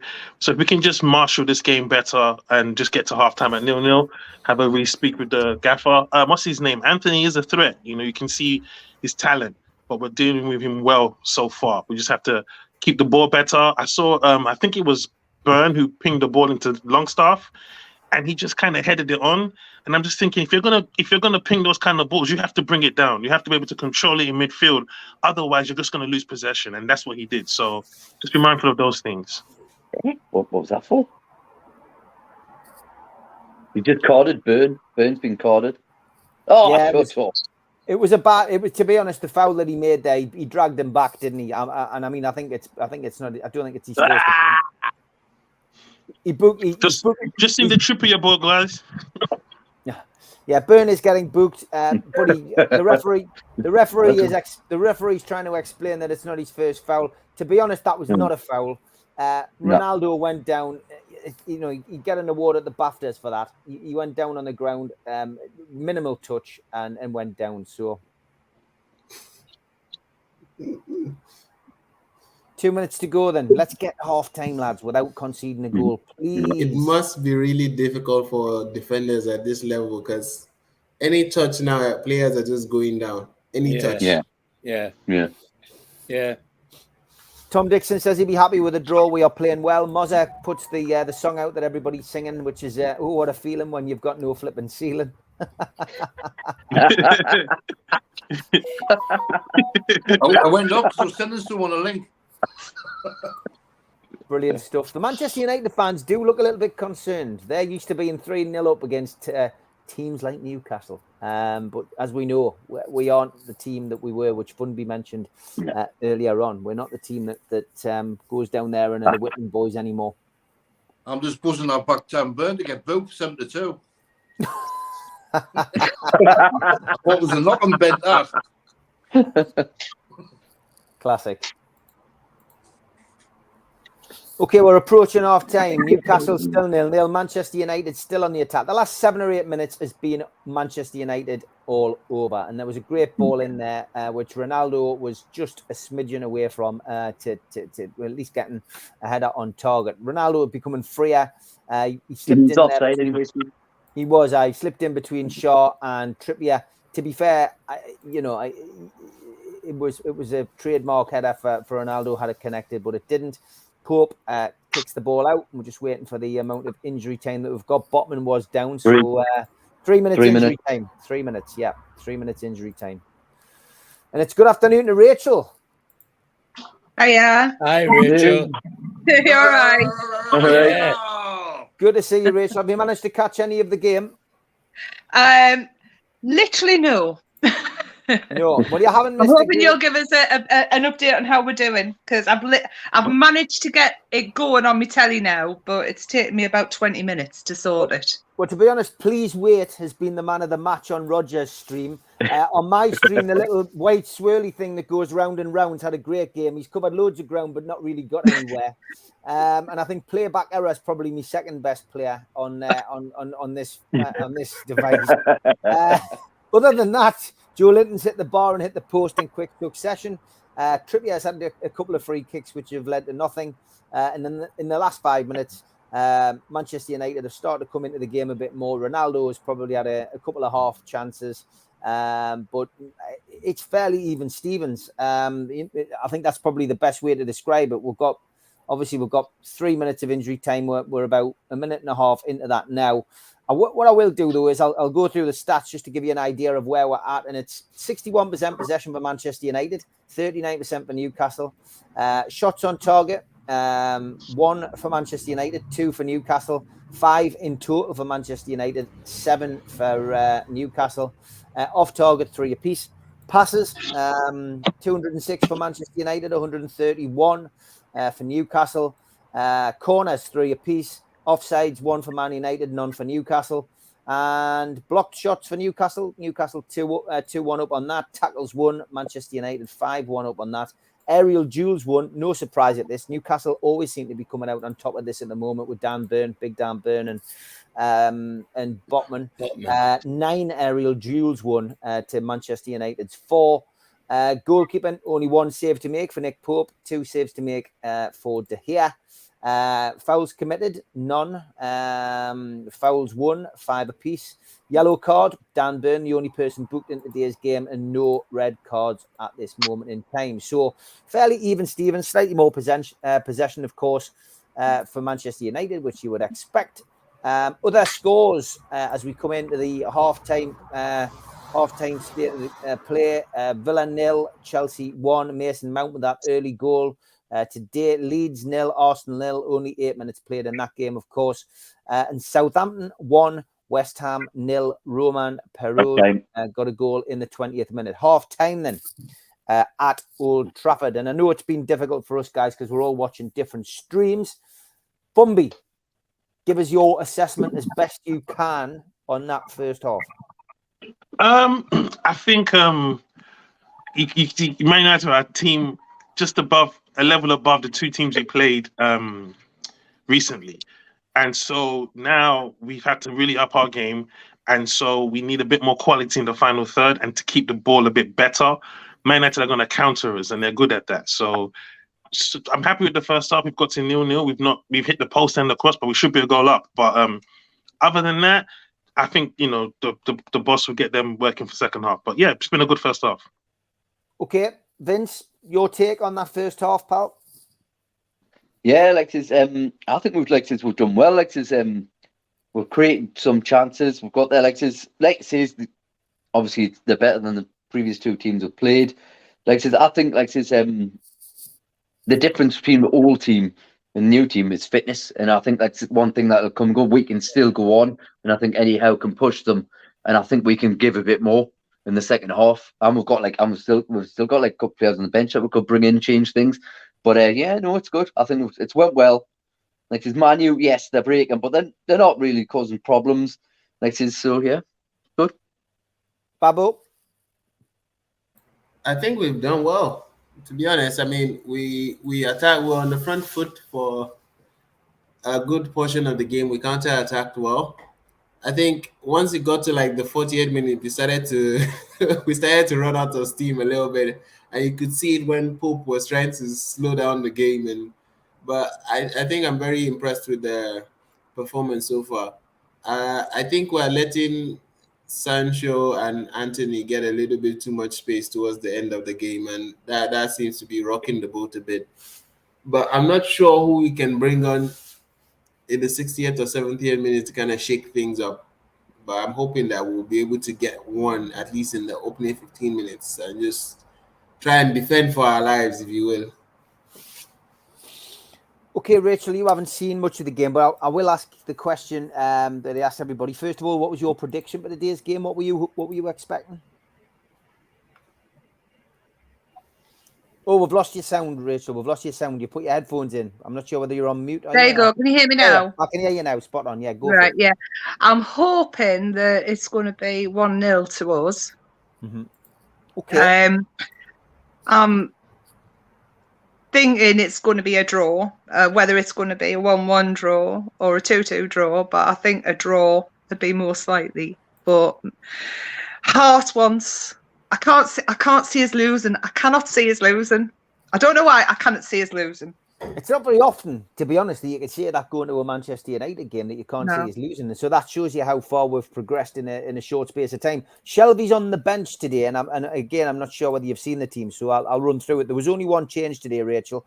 Pope in goal, Trippier, Shaw, Botman, Byrne, Bruno, Longstaff, Joelinton, Murphy, Almiron, and Wilson was the starting lineup, which meant that Willock dropped to the bench. It was due to illness before the game. There was a late call on that, and it meant that Big Joe came in to replace him. On the bench then, Karius, Lascelles, Shelby, Lewis, Target, Wood, Fraser, Willock, and Anderson. So Shelby on the bench was the big surprise. And it also confirmed now that ASM and Isaac are facing further layoffs with their respective injuries. So Shelby back, Rachel, happy? Yeah, I am actually. I never thought I'd say that about Shelby, but yeah, I am happy to see him back. What he can do in the team's a different matter, but he might have something that we need in the midfield. Yeah, okay, good stuff. Thanks for joining us today. Spenny, give us your review of that first half, mate. Are you happy? I'm happy because we haven't there. Obviously, we're not behind. We're still 0-0. It's a tight game. There's a major battle going on in the midfield. I think our problem is some of our midfielders are going to the wing and trying to combat the help the left back and the right backs out too much. I think we'll win this game by a set piece, the way it's going. Either a free kick, apparently, or a corner, obviously set pieces. But I can see us getting a win, and maybe it's a 2-1 win now. I might change it now to 2-1. I can see us scoring and them scoring, and we get the winner at the end. Okay, Blue Rhythm Boy says, what's the panel's thoughts on Big Dan Byrne at left back today? I thought he had a decent half. Yeah, we talked about it at the start, thinking Matt Target might get back in at some point, but Eddie Howe is sticking with his team. He would have had an unchanged team again today had Willock not taken ill. So Funby, Big Dan Byrne, what's he been like that first half for you? Booked, of course, Funby. Oh, he's gone into the land of pauses. We've had a few of them today. Can you hear us, Funby? We can't hear you. We can't hear you. Sorry, what was the question? I'm just watching the Big Dan reviews. Byrne. Big Dan Byrne. Blue Rhythm Boy says, thoughts on Big Dan Byrne at left back today? I thought he had a decent half. What's your thoughts on that? We talked about it at the start of the program, of course. He's been perfect. He's been perfect. There's not been any problems, no surprises. I expect Anthony to be able to get at him or run, but I think Botman's helped him out. Murphy's helped him out. There's not been a call for concern. It's not like, oh my God, get him off. He's getting, when someone's having, you can see the players getting the better of him. I don't think no one's got the better of him, and I just like him in our defense. So yeah, I'm happy with Dan Byrne's performance so far. Okay, Vince, are you happy with Big Dan Byrne at left back today? Because I think everybody was pinpointing him as a potential weak spot, but I mean, he's put himself about. I mean, he's got a yellow card now. He's going to have to be careful in the second half. Maybe we will see Target come on at some point just to make sure that Big Dan Byrne doesn't get sent off. But have you been happy with him in that position? Yeah, definitely. Definitely he's like his local lad, local lad when he gets in the place, will play with passion, play pride and always be like his just there, but I'm just watching some highlights there. No, very pleased. Like I says, he's put himself about. He's getting there. And he's even getting forward and that. And he's definitely a threat in the box and that stuff like that as well. But no, they done really well. But I think you're right. I think because of the yellow card, I think we will see Target a bit later. Okay, Babo, same question to you, mate. I think he's done very well. I was under the understanding that he was a centre back and only a centre back, but he seems to be a very versatile defensive player. I think he's dealt with Anthony and his pace a number of times, and I think Murphy has done enough to give Dan Byrne only Anthony to worry about. That's why we're discussing about if it was ASM, we're not sure he has enough of the defensive qualities to make that happen. So I hope that he can last another half, because that yellow card with Anthony and Sancho on the wings, they are tricky players, and I hope he doesn't get a second, because that would be a disaster for us. George, obviously you can't watch the game, but you can still give an opinion on Big Dan Burn playing left back. We talked about it at the start of the programme. He's on a yellow card now, George. Would you think that that's going to affect Eddie Howe's thinking in this long term in the game today? As the longer the game goes on, I think it probably will. I think he'll see target for the last quarter of an hour or 20 minutes, I think. But what people need to remember is that Dan Burn played right across the back four for Brighton, including on the right side, never mind the left side. So, you know, it's not unusual for him to be where he is. People prefer him at centre back, as I do, but he's not made many ricks when he's been left back. He says what he seems to make up with pace is the fact he's got legs as long as the Tyne Bridge. You know, the bloke gets past him, but he just gets this big leg sticking out and holds the ball back, and so he's got a knack to use his physical attributes to his benefit. It's just not all about pace. It's sometimes about being in the right place at the right time rather than just the pace. I guess, Rachel, he's not really a square peg in a round hole then, is he? He's somebody who's left-footed. He can play a left-sided defence. It's left-sided centre half, which is his preferred position. But he played left back at Brighton as well, so it's not as big an issue as people are making out. Maybe. No, it isn't. I mean, I fail to see why Target isn't getting on. I mean, I would have thought he would have been the better option of the two for this particular match, unless the super subbing him. But I would certainly think now that Burns got a yellow card that they would be looking to sub him in a lot quicker than what they probably were going to. Yeah, I would imagine so. Do you think we'll see Target today, Spenny? I think you will. I think you might change him at half time because it's a worry him being on the pitch and a yellow card now, especially with the way Anthony's going at him. He's just going to wind him up and trying to get him sent off now, knowing he's got that yellow card, to be honest. I think Dan Burn has been just as news, as George said earlier on in the show. He's doing well in that position for me, but Target's more of a full-back and can cover the. He's not like attacking, but he can transfer him over to Murphy, can he? Yeah, no, definitely. Should have had a penalty and Joe Linton should have scored. It's been positive. We pressed them like nobody's business. L. Stapleton says, yeah, that was a penalty all day on Wilson. Nigel de Jong arguing not. Sorry, but the hairy man is right on this one. Derek says, yeah, Big Dan looks like he is running slower than other players, but his long stride gives him plenty of pace, which is a good point. Yeah, I mean, he is a good defender. We've just got to remember that. Sometimes pace isn't everything as long as you can defend. Barry making a point that was made earlier. So impressed with our fitness, constantly pressing. Love the fact that we are equal with them. They are nothing special. Burn and Botman look class. Just need a bit more service for Wilson. And keep your comments coming in. Coming into the second half. So just waiting for the teams to come back out. So Fumby,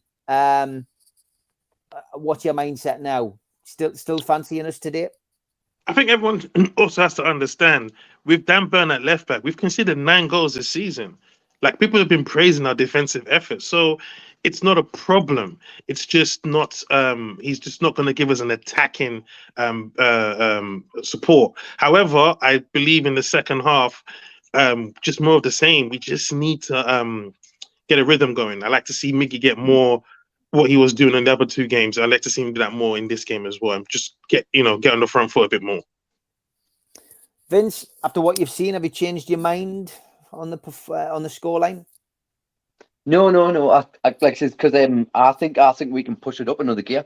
I really do. I think we can Pummy's just said there about Miggy and not getting him into the game. And I think if we can do this, we can get Miggy in a bit more, Murphy in a bit more, get the wingers in. I think we can do it. We can still do it. Because and especially the pressures will build on the Man U players as well the longer this goes on. Yeah, Babu. I definitely agree. I know we can definitely get something out of this game because, to be fair, we've had the better chances and we've not really. They had 1 shot on target in 45 minutes. I mean, we can steal this. We just need that goal. and we need that little bit of luck, because if Joe Linton had sunk that first one in, then we'll be fine. All right, George, are you still going to be a 2-0? Yep. And Spenny, still confident? I'm still confident. Yes, I think we'll nick a goal or two. Yeah, 2-1 probably. Hopefully Logstaff will get to Bolton, so I'll win 220 quid.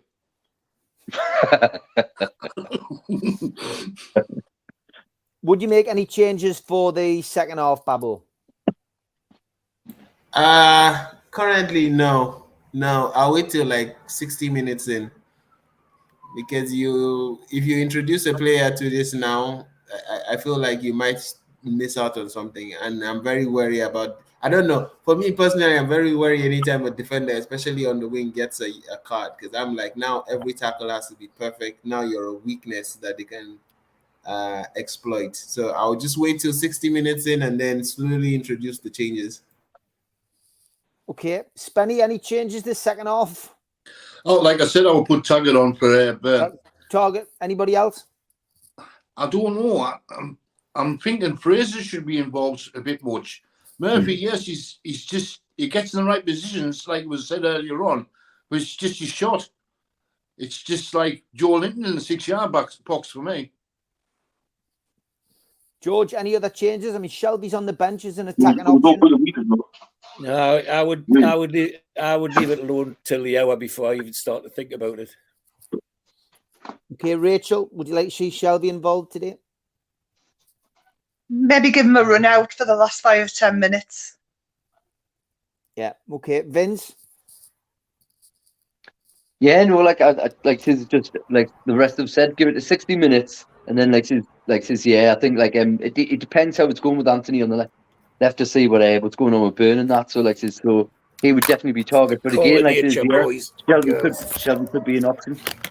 Shelby could be an option last 25-20 minutes and that. Bit of a change, yeah. Okay, Fumby, any changes today? Would you like to see Shelby get involved? I mean, Manchester United were certainly coming into it more at the back end of the second half there for me. I mean, you know, I guess a lot depends on what they do as well. They might make a change, of course. Rashford is always a threat as well, you know, potentially coming on for Manchester United at some point. So would you make any changes? Not just yet, but I would like to see Shelby get on. I like Shelby. I like the way he plays. I thought in pre-season he was really coming into the work he'd put in. So I'd like to see him come on, get a few minutes. But if you look at the bench, I think Chris Wood will have to play at some point, because I don't think we can play Wilson for 90 minutes and then play him again on Wednesday. So if Wood comes on, I think Shelby will be a good option because of the way he can pass the ball. But yeah, I'd like to see Shelby come on at some point. Okay, just coming back to some of the comments in the chat. Mark says that Richard Keys is saying we shouldn't have had a penalty, and if it was a Man U player, they would have got it. Andy Gray saying not. Steve Middlemas says I would like to see Bruno further forward to link up better. What's your views on that one, Fumby? Bruno further forward, maybe he's in the second half to go for it. I mean, it's all about balance. If we bring on what's his name, Shelby, then yeah, I would push Bruno further forward to unlock those little passes. But at the moment, I just feel like we just have to keep shape. And I guess if we don't get an early goal, let's see how Man United blink first before we start making changes, because they need this win more than we do. So let's see how they move, and then we can make adjustments to that. But I don't think any knee-jerk reactions just yet. Yeah, no knee-jerk reactions then. Go on, Vince. It was just like a ball played like Joe Linton won the ball in the middle, played on to Murphy, and he just he played Miggy in, but the ball was just too hard. Like this could have been in on the left there, but yeah, just ran out.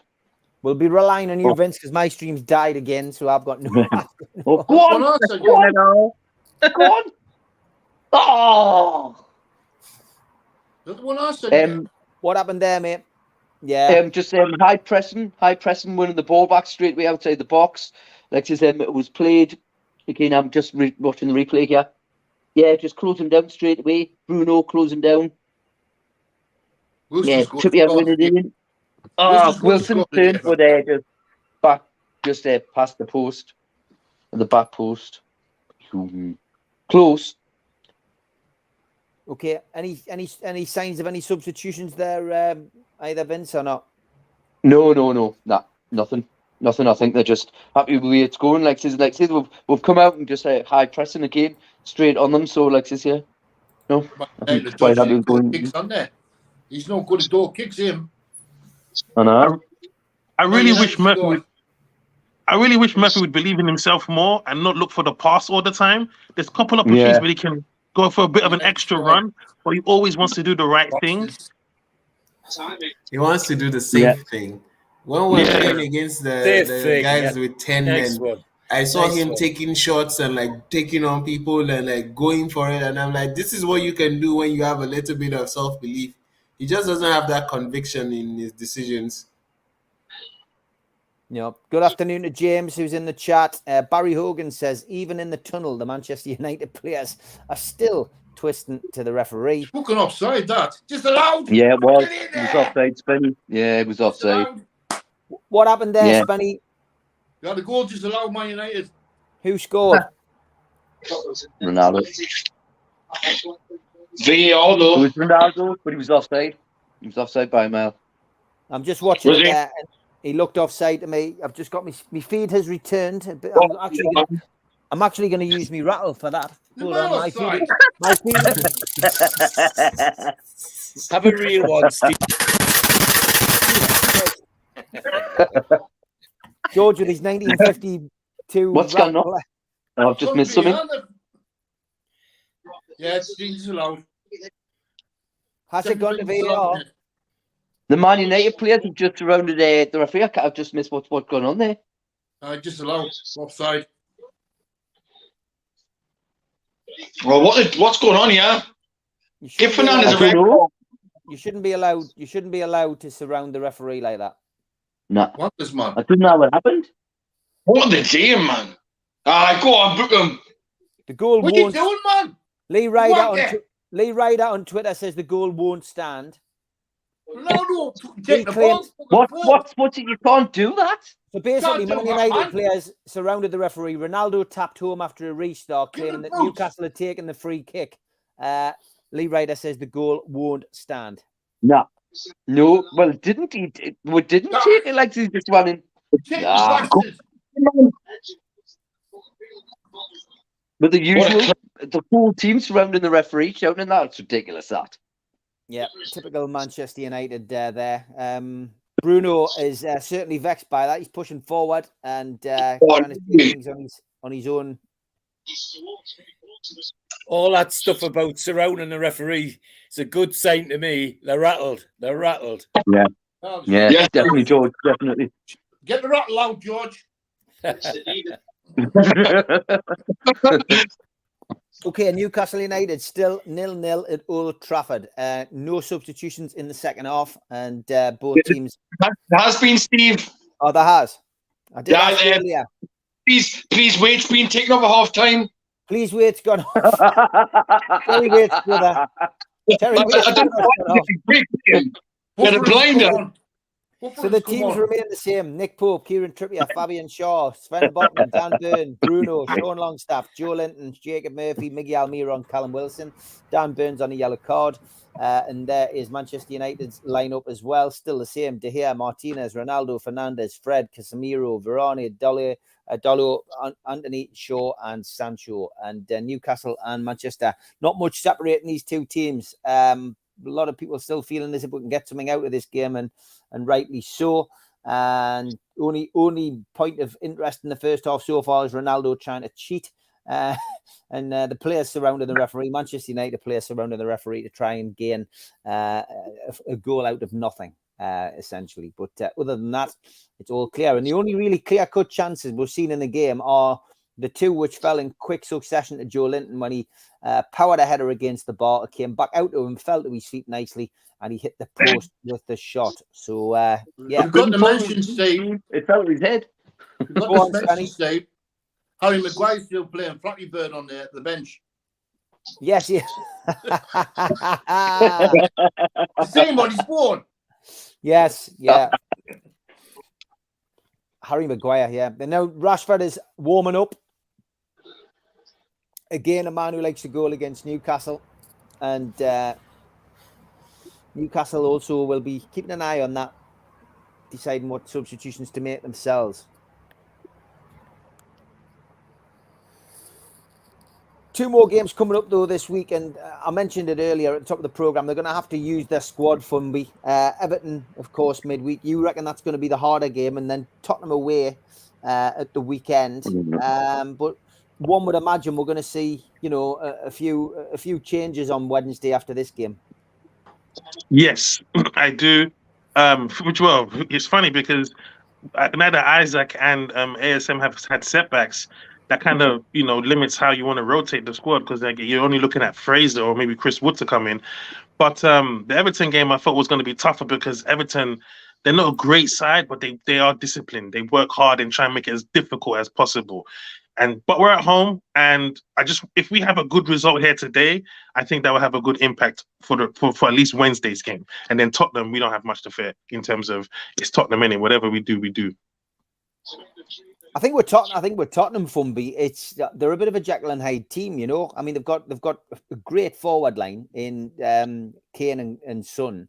It's just whether you catch them on a good day or a bad day, isn't it? Yeah, I mean, you got to frustrate. The fans don't like Conte's football because they don't think it's exciting. However, I believe he plays a kind of football that wins. And sometimes you have to understand winning is more important than your flashy, step overs and flicks.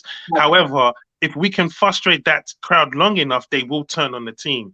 And I think they will find it. They're a counter-attacking team, so they won't mind us having possession. However, they don't score that many goals or they don't blow you off the pitch. So we can stay in that game for a very long time and get the fans to be kind of turning on them. Yeah, and Ronaldo went through there, but a fantastic challenge by Kieran Trippier. Ronaldo, of course, looking for a penalty. Bruno looking for a penalty. It was never a penalty at all. Hands up in the air, etc. Book him again, get him up. He is. He's just taking a land. Arsenal 1-0 up against Leeds. Saka has scored in the 35th minute. The other scores in the other games remain the same. Villa 0, Chelsea 1, Southampton 1, West Ham 0. The late kickoff today is, of course, the big one, Liverpool versus Man City. The team in 11th place yesterday who managed to get the league made bigger on Sky, as I was touching on earlier. I've never known it ever happen. Top of the table is usually 1 to 10, and on the TV yesterday they showed 1 to 11, which was quite funny. Okay, Newcastle pushing again. Oh yeah, Rodney Murphy's gonna come off. Looks like it, doesn't it? He's already done it. Manchester United at 6s and 7s there when the ball was put in as well. The two centre-halves both going for the ball at the same time. And Newcastle pressing as well. And Big Dan Burn playing a little bit more forward, it has to be said. Getting forward and supporting the likes of Joe Linton in midfield. He's quick to get back into his left-back position as Manchester United retain the ball.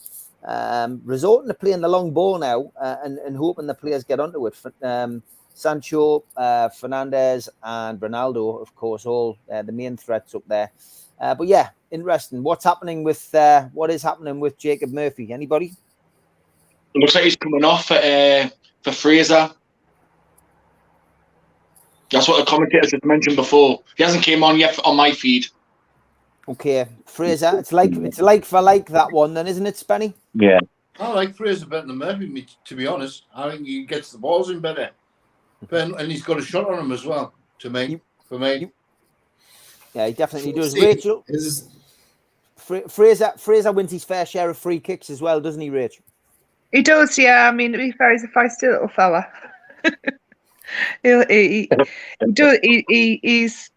He grafts. I mean, there might not be a lot of end product, but he does graft and he can win things. What he does with them afterwards is another thing altogether. Apparently, he shares a bed with Byrne. I can imagine him cuddling into him like a little hot water bottle. It's a little teddy bear. Yeah. George, Fraser for Murphy, it's like for like. Well, I'm still gobsmacked by Rachel's expression there. Feisty little fella. All those F's and not once was a swear word used. That was good. Who we sent down, George? Yeah. To be honest, the plus for Fraser for me is if he's got sight of the goal and the ball drops at his feet, it'll be in the back of the net, like it does for Scotland. Where I've heard the lads expressing the view that Murphy looks for the save ball, etc. Fraser will not look for the save ball. He'll have a bang at the goal. There's no doubt about that. Roger, I doubt you could get through 3 Fs without swearing, but it hasn't been that kind of game. You haven't had to swear yet. Fraser coming on though, Roger, for Murphy, it looks like. What's your thoughts on that? Well, I like him in the team because obviously, like, Wilson and Fraser played together for years, didn't they, at Bournemouth? And they used to have great stats between them. I think they used to have something like 20 goals a season for goals and assists between them. So they haven't really done it for Newcastle yet, like, but you never know. I'll pick Murphy if I'm honest, like. Newcastle just tried to take a free kick there, and the referees pulled it back. Newcastle kicking off about that. Newcastle winning the midfield battle, which is good at this moment in time. Babbo, Fraser coming on by all accounts, not on a my stream yet. Are you happy with that? He's away again. Neither on mine. Fraser is a fantastic footballing fella. I think fantastic footballing fella. Well done. Yeah, there we go. We got 4 Fs now. I just told you there, Babbo, checking a possible penalty here. Fraser's coming on now. Oh God, these cheating bastards, mate. Longstaff's the man who's made the challenge, and he's fell over his shoelace. Look at that. He's not. Yes. No penalty. No penalty. Great stuff. VAR. We love VAR in Newcastle. You see what I told you about, like, the contact has not even happened. He's already Steve, it's the finally found a fuse for the plug and they've plugged it in. Alex Ferguson manager of these now, and this is happening. Was it Ronaldo again? Was it? Yeah. Imagine Alex Ferguson putting up with VAR, going like that. We watch all the time. Aye. Brilliant. Yeah, it was Sancho. Sancho was driving around. Yeah. Go on, Babbo. Yeah. Finish what you were saying, mate. You got rudely interrupted by VAR. The one thing I like about Fraser is he gets the ball into the box early. He doesn't mess about, and when he makes a decision, he makes a decision. He might be right, he might be wrong, but he just makes a decision. Yeah. As we discussed, Murphy is very much like he'd want to shoot, but he's like, oh, should I pass because I don't want no one screaming at me. He needs to be more like Wilson. Wilson will make a decision, and whether you like it or not, he's made the decision. You just have to live with it. I think Fraser will give us fresh legs, and there is a mistake in the United defense because, as you saw from the cross where the two defenders ran into each other, they are not communicating. So we can take advantage of that. Fraser is on for Murphy. Yeah. Murphy applauds. Oh, good. My feed's right then. Yeah, Fraser applauding the Newcastle United fans. Manchester United pressing again, though. It's another dangerous 5 minutes with Manchester United getting into the game, but at this moment in time, not being able to break the Newcastle United rear guard down. They're just diving, trying to win bloody penalties at the moment. Yeah, they are. And they're hoping that the Manchester United Old Trafford crowd will be able to win over the... Oh, hey, man, honestly. What happened there? They should send them off. That's the only way to stop it is to send someone off. What they're doing, man. It's embarrassing. It is. Yeah. I think the last minutes has been 3 attempts now to try and get a penalty. Ronaldo literally jumping on the ground, looking straight at the... And I mean, the image that I got on my feed there was him literally diving as he's looking at the referee and then looking directly at the referee with his hands out as he arrives on the ground. I mean, it's farcical, really. That's the second. Sorry, go on. That's the second bootable offence. He's done the first offence and got booked. He's doing it again. She should be sent off. Absolutely. I think it's disgrace that you've got footballers with so much talent that they have to feel they've got to do cheating tactics like that. Mm-hmm. It's absolutely beyond me. Right, Steve. This is one thing that I've always thought about. Did you see Madison again diving, trying to win? Yes. Yeah, the card last night. And that's the one yeah. thing of his game that I've always thought like I didn't like about it.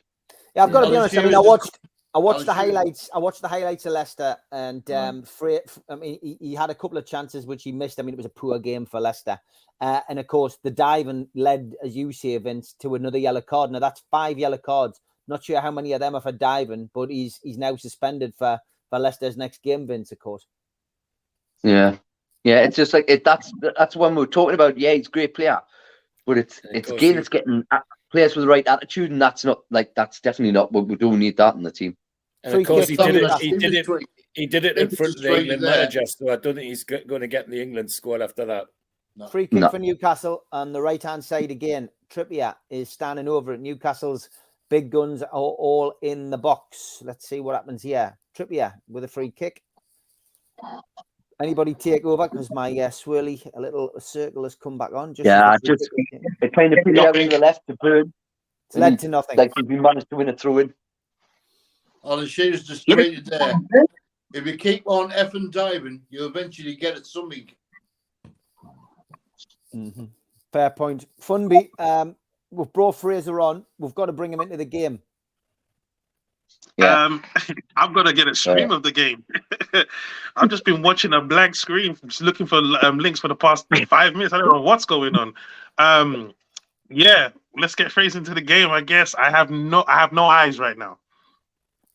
Yeah, I mean, you just got to give Fraser the ball at the end of the day. West Ham have equalised 1-1 in their game with Southampton, and the scorer is Declan Wright. Other games still remain the same. Villa 0, Chelsea 1. 64 minutes played there. Leeds 0, Arsenal 1. That's at half time. And as I said, Southampton 1, West Ham 1, Liverpool and Manchester City, the late kickoff at 4:30. As Babbo drops up to have his lunch, Newcastle are still 0-0 at Manchester United, and 65 minutes played there or thereabouts. Wilson dives for the free kick, says Barry. Yeah, we've got to be fair, Barry. Our streams are pretty poor today, and it's very difficult to keep up with the action. We're relying heavily on Vince to get it right. Chelsea have taken a 2-goal lead. Howie, yes, dirty. Fernandez just fouling Joe Linton there. Oh, it's going to be a card, hasn't he? Got a yellow card. Yeah. Mason Mount has scored his 2nd goal of the day as Chelsea go 2-0 up at Villa, putting more pressure on Steven Gerrard. That's Bruno. It's Bruno on Bruno. That's just Chelsea. That is. Oh, that's disgusting. That is terrible. Completely standing foot too late. That is red card. Could be, couldn't it? It could be. Oh, VAR looking at it. I think. That's quite low down. Not any problem. If it was higher up, it would be a red. Yeah. James Nichols says, "Glad I can't see this game if someone is stimulating." Yes, that's what I thought. It's simulating is the word he was looking for. I'm not stimulating.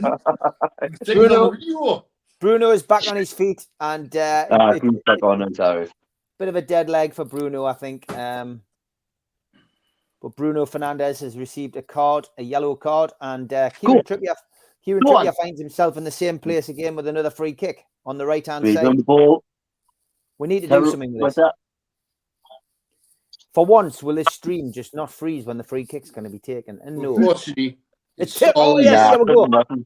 Unfortunately, all the other countries watching Man United. Fraser whips the ball in. Anybody at the back post? Somebody, defence clears. Is it a corner? There's a clash of heads at the back post. Sean, was this? Fabian Shaw's in the wars again. Fernandez. Yeah, both clashed heads. Shaw's off the pitch. So is Fernandez. My stream is frozen again. It's all these foreigners watching Man United, isn't it? Yeah. To be fair, that wasn't a bad clash of heads. Like, I'm not being funny. it always winds me up when I see a clash of heads, because anyone who's played any level of football, when you clash heads, you know when you've clashed heads, and that wasn't a bad one. It's not even a free kick. They're both going for the ball. My two front teeth knocked out by the clash of heads. It's Fernandez who's back on his feet first. Shaw's rolling round. Well, he's moving anyway. Howe looks a bit concerned on the screen. What? Shaw's hair, like, is that fringe is like it's tucked in. Like, that's weird. Shaw's up, giving Fernandez a little cuddle.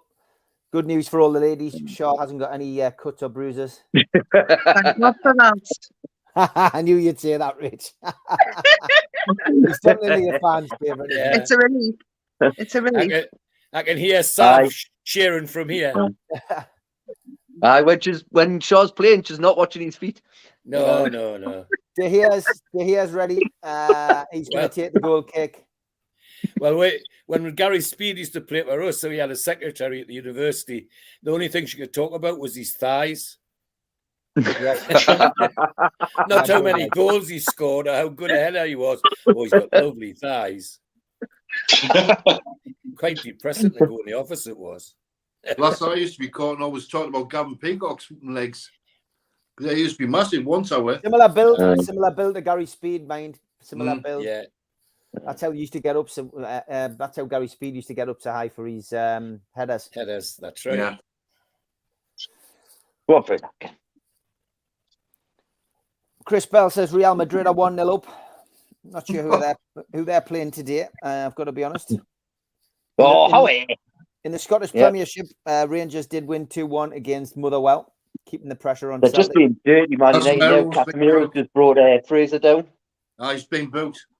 Been booked. They're just exactly just dirty now. That's how it is. That's a fucking challenge, that like. That's shocking. What is happening there? Honestly, he's got any intention of getting the ball. None at all. No. He's in control. Deliberate. I think I'm about 2 minutes behind you guys. You do well to get a picture today, to be fair. Like, you do well to get a picture. Sounds like they're rattled. It's all right. Fumby's still on tomorrow. He's been booked by United now, 4 or 3. No, in Funby's feed, it's Brentford 1, Newcastle 5. I'm watching the Man United Newcastle game where Cabaye scored that wonderful goal. I'm on that feed right now. Chris, thanks for the update. Anyway, Real Madrid 1, Barcelona 0, and it's Benzema who has scored the goal. El Clasico, yeah. That's the red card, that mind. It is. Yeah. Absolutely out of control. No intention for the ball there. Dirty that. Good afternoon to Ron. He says, "Come on, Man United." I can only just see that picture on his on Ron's picture there. It looks like a younger version of you, George. You reckon? Or it could be poor sod. Or it could be Mirandina. It could be Mirandina. I'm not sure. Anyway, yes. I thought the younger version of me lived in Dubai. I could be the Jodie Dennis. Could be a lookalike. Yes. 20 minutes to go, lads and lasses. 20 minutes to go. Newcastle still 0-0 at Old Trafford. Is the dream going to come true? Can we get something out of this game? A point would be great. 3 points would be fantastic. But we don't want to count. Dirty foul. No. Fernandez. Oh, look at him. Look at him. He's such an impetulant child. Fernandez, Roger came in with the second half with a 0-0 prediction. He is so far looking the favourite. Not much happening, is it? Funby, VAR Funby. We've talked about it loads of times on here. And we felt a little bit aggrieved, paranoid at the start of the season as Rashford starts to get undressed. He's coming on for Manchester United. But VAR. He's coming on for Ronaldo. And I've just seen Ronaldo's face going beep beep. He's shaking his head. He hates it. He's fuming. He's doing more. And he's been he's not happy. He's swearing in Portuguese. He's not happy. He's like that. He's right wiping his nose. Absolutely brilliant. I love seeing this. Like, didn't score against Newcastle. See you, Ronaldo. Bye. Yeah. Anyway, Funby, VAR. We were a bit paranoid at the start of the season about it all. What's your view now? It seems to have leveled up, hasn't it? It's given us. It seems to be worked. It's worked in our favour this last few games. The truth is, it always does. Like every decision, that goes against you, it evens out at the end of the season. But of course, every club feels like it's warm to them in that moment. But I'm glad that it's working well. It robbed us of 3 points. So yeah, I'm happy. But I am nervous that Rashford has come on. I'm not too excited about that. But hopefully, we can keep him quiet as well. Yeah, Ronaldo going off is great. It really is. Vince, VAR. Do these things balance themselves out over the course of a season?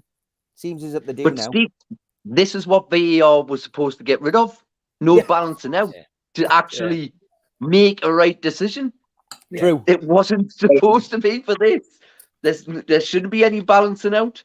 Like this is what it's saying. Like it should just be the right decision, but it hasn't been, and so yeah, it's made it more complicated, hasn't it?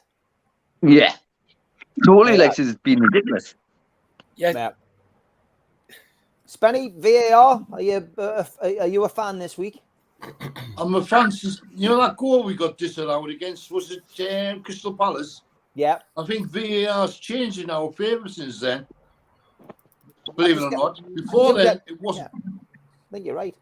You know what I mean? It's been, obviously, they got somebody in to look at it, didn't they? And they brought someone else to be in there with them. I think it's changed since the Crystal Palace goal. That goal we got disallowed, which was a goal. Was it a goal? I'm just laughing at Manchester United's manager there taking his position behind Ronaldo. Ronaldo is still shaking his head and muttering, and it didn't look as if he was trying to give him a few words of comfort, and Ronaldo was more or less telling them where to go. I'm not sure whether that's the situation. I'm not sure how. Did he notice anyone else in the picture? What's that? Did he notice anyone else in the picture when he sat down? No, Steve McLaren. Steve McLaren. Steve McLaren's on the McLaren's phone there. again. He's on the phone again. Babu, VAR. It seems to be working in our favour at the moment. I don't want to tempt fate. I think with anything with humans, there's always going to be a level of error in it. And VAR, sometimes I question the sanity of the people in the box because they have caught some things that I just go like, absolutely. If that is not a penalty, I'm not sure what needs to happen anymore.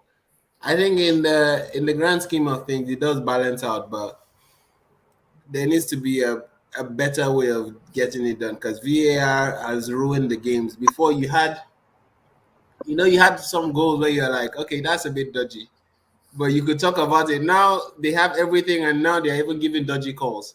Yeah. So I'm not sure where it lands. I don't think it's natural to score a goal and have to wait for 2 minutes for someone to say, yeah, you are onside. It just ruins the game for me, at least. Roger, VAR, your views? Well, I think with VAR, we weren't getting anything, but as soon as we had a couple of bad decisions against her, then we put a complaint in, and then all of a sudden we're getting everything going for the next few games. Yeah. It's just absolutely mental. Why do you have to complain about something to start getting the correct decision? Yeah. Mm-hmm. Good point, yeah. George. I think Vince made the best point, George. The VAR was brought in to stop all of this. Yeah, absolutely.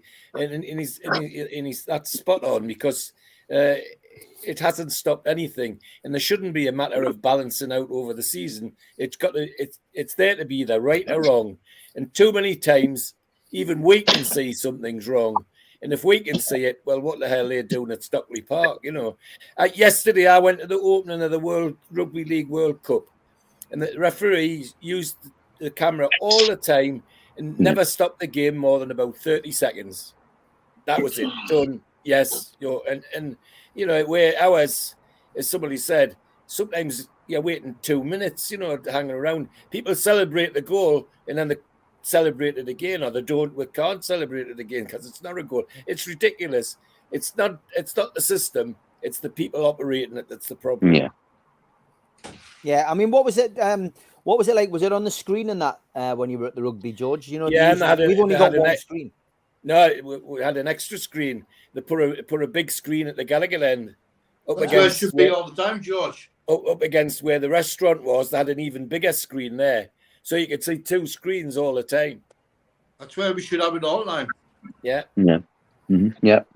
Yeah, you're not missing a great deal on the pitch. Bruno and Shaw clashed, and then Bruno was taken out, pull of his shorts actually, and put on the ground. Shaw's in the wars today. It has to be said. Like Wood, Target, and Willock are all coming on. Wow. Eddie Howe, I've just seen Eddie Howe shouting some instructions, calm down to somebody. I'm not sure who he was talking to there, like, or stayed down, maybe as it was. But yes, Matt Target, Joe Willock, and Chris Wood are coming onto the pitch for Newcastle United. So let's see who is coming off. Graham Jones there in the background. And I think Wilson. Bruno's on the floor, isn't he? Bruno.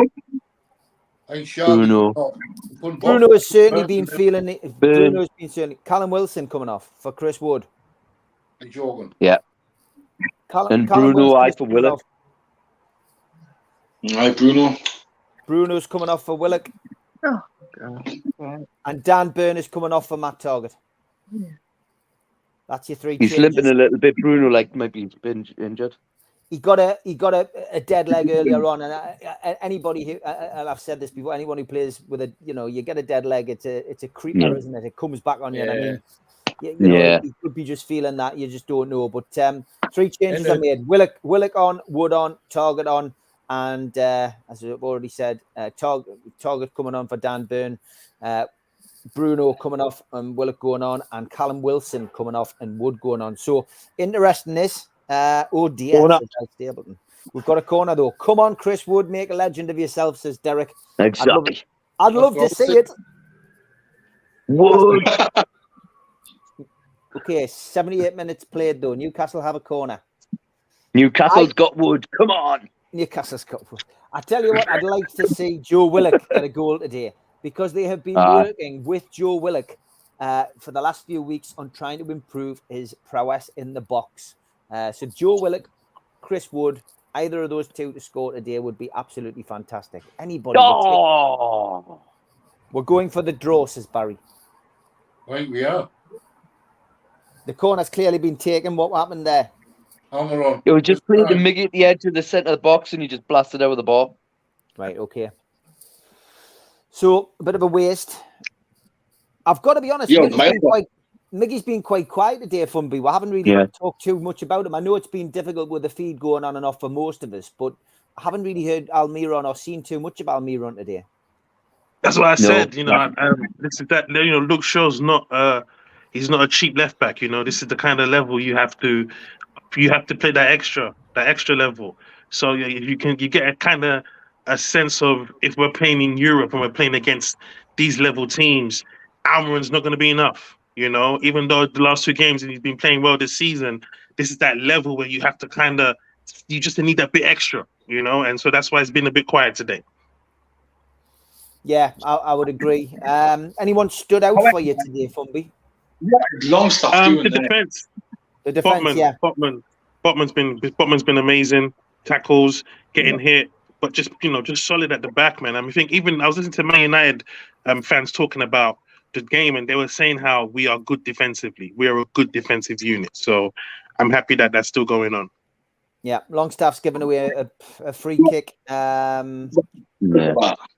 This is a dangerous position. Well, why does he think he's playing Longstaff? Dave he thinks he's got like. Give a free kick to them. We tackle him behind. Miggy's had no link up, to be fair, says Steve. Barry says they're going to score. Yeah. We have lost our shape. This free kick's dangerous. It's in Trippier kind of territory. Newcastle have gone for a 3-man wall. Botman, Joe Linton and Fabian Schär. Trippier barking orders. How's that a free kick? Rashford and Fernandez are standing over it. Rashford and Bruno. Come on, Nick Pope. Earn your wages today, son. Never been a free kick that, like. Could have blazed it over the ball. Well, let's hope so. Yep. Did. It's You not can't quite duck Trippier one. territory. It's slightly out. It's probably about 30 yards out, this free kick. So Over the bar. this needs to be a worldie. It's over the bar, was it? Over the bar, Mystic yeah. Rod. Yeah. I think stuff. Longstaff was in La La Land there. I don't know why he took so long to make a decision. Yeah. Rashford blazed that over the bar. 82 minutes played. Newcastle United still 0-0 at Old Trafford. That free kick didn't trouble Pope whatsoever. It has to be said. I didn't have a stream up, but once I heard Rashford was over the ball, I didn't even stress. Yeah. If he gets put through for a one-on-one, I'd be stressing. No, my stream's gone now altogether. Yeah, I've had a day like that, to be honest. Like I seem to get like perfect stream when they're focusing on the crowd, and then whenever there's anything serious going on, like a free kick or something, it then just seems to freeze. Well, that would drive me dotty, Steve. I'm happy where I am without any at all, rather than it's just that odd. It's like that odd chance that you're going to get a fleeting glimpse of something, George. Yeah. Like that. It's the hope that kills you, George, when you're watching a stream like this. And as Roger said, man of the match has been a few things, but it's been nothing on the pitch. It's been please wait. Play back error. Oh, Newcastle on my stream. I'm not sure about anybody else. did you say Wilt was practicing his shooting there, Steve? Yes, I don't know what he was aiming at there. Make the barn door there. In the words of John Lennon, He's just come on. In the words of Joe I think Allen, a seagull insulted him, and he just he went for it. it's like the joke that Joe Allen used to crack at their football talk-ins. He said he could have 7 shots at John Lennon and he would have still been alive. That's what Joe Allen used to say about anybody going through a bad run of form. There's a goal, like, didn't he? 83 minutes played. 83 minutes played. Newcastle 0, Manchester United 0. Can we hang on, Funby? We have to, man. At this point, we have to. We played enough. We've done well. The changes let me know. I doubt we can score with the changes, but we can definitely get the 0-0. Okay. Same question to you, Vince. Can we hold on? He's frozen. Spenny? I think we'll get a stinky penalty here the way it's going here. I think we'll get a 1-0 still. That will be justice after all the cheating they've done today. Yeah. After I all mean, the cheating Woods come on to score that penalty. Yeah, I'd love it. Babu. Yeah, no. I mean, if we can still a 1-0 victory, yeah, I think that will be peak Fergie time. Like the irony of it, that would be in. But yeah, I think we've actually done very well. I know, like, it's not peak Man United and blah blah blah, but still, compared to in fairness, it's not peak Newcastle either. You know, this is not peak Newcastle. In fairness, we've got key players missing. So, yeah, that is also the shocking part, right? And so far, I mean, Ronaldo always makes every game about him, and now he wants to play every game, but it's fine. He was very ineffective. So I'm like, yeah, you know what? Go off. It's fine. Sulk like a 2-year-old. But Newcastle is doing well. That I'm happy about. I knew that would be his afternoon. I just knew it. I just knew it's not the same Newcastle that's going to give him space like Bruce did on his frigging return. I knew he wasn't that team. I knew I was not going to have that. So I'm so happy he's crying on the bench. Yeah, me too. I mean, we've seen too much of Ronaldo scoring and being happy against Newcastle. It was nice to see him trudge off the pitch, shaking his head. Rachel, can we get something out of this? We've got 5 minutes plus any stoppages to go. Come on, boy. Yeah, we can. Absolutely. I'm positive all the way. We'll at the very least get a point. Very least. Vince, you're nodding your head in agreement, mate. Yeah. I think we can. Like I said, I would love it. I'd love to get a 1-0 win in the 99th minute of a 2-minute extra time. So precise. And the whole team run across to wherever Alex Ferguson is sitting and going, that one's for you. Exactly. Like just like that. Pure revenge. There's Rudy Aldo. All there's fans leaving. Hey! Yay! It's quite funny because my mate Melly, who I had on the show last Monday, the Manchester United fan from Ashington, who is down there again today.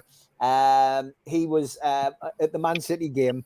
He sent us a screenshot of him actually outside the ground, which was taken from Sky's camera. He went, He says, you know, when they came on TV and said there's Oh, fans no. in the ground, he says, yeah, that was me. Classic. Come on, Roger, you George. Roger, can we get something out of this? Yes, of course we will. Yeah, I've just got a stream up, guys. Just want to let you know it's 0-0, just in case you haven't been watching. To quote somebody better, more famous than I am, I'd love it. I'd love it. I'd love it. Funby, which season is that you're talking about? Just in case you didn't know, guys, Ronaldo's on the bench as well. Just saw him sulking. Apparently, he's been sulking. Thanks for Funby for his update. What's the starting lineups, Funby?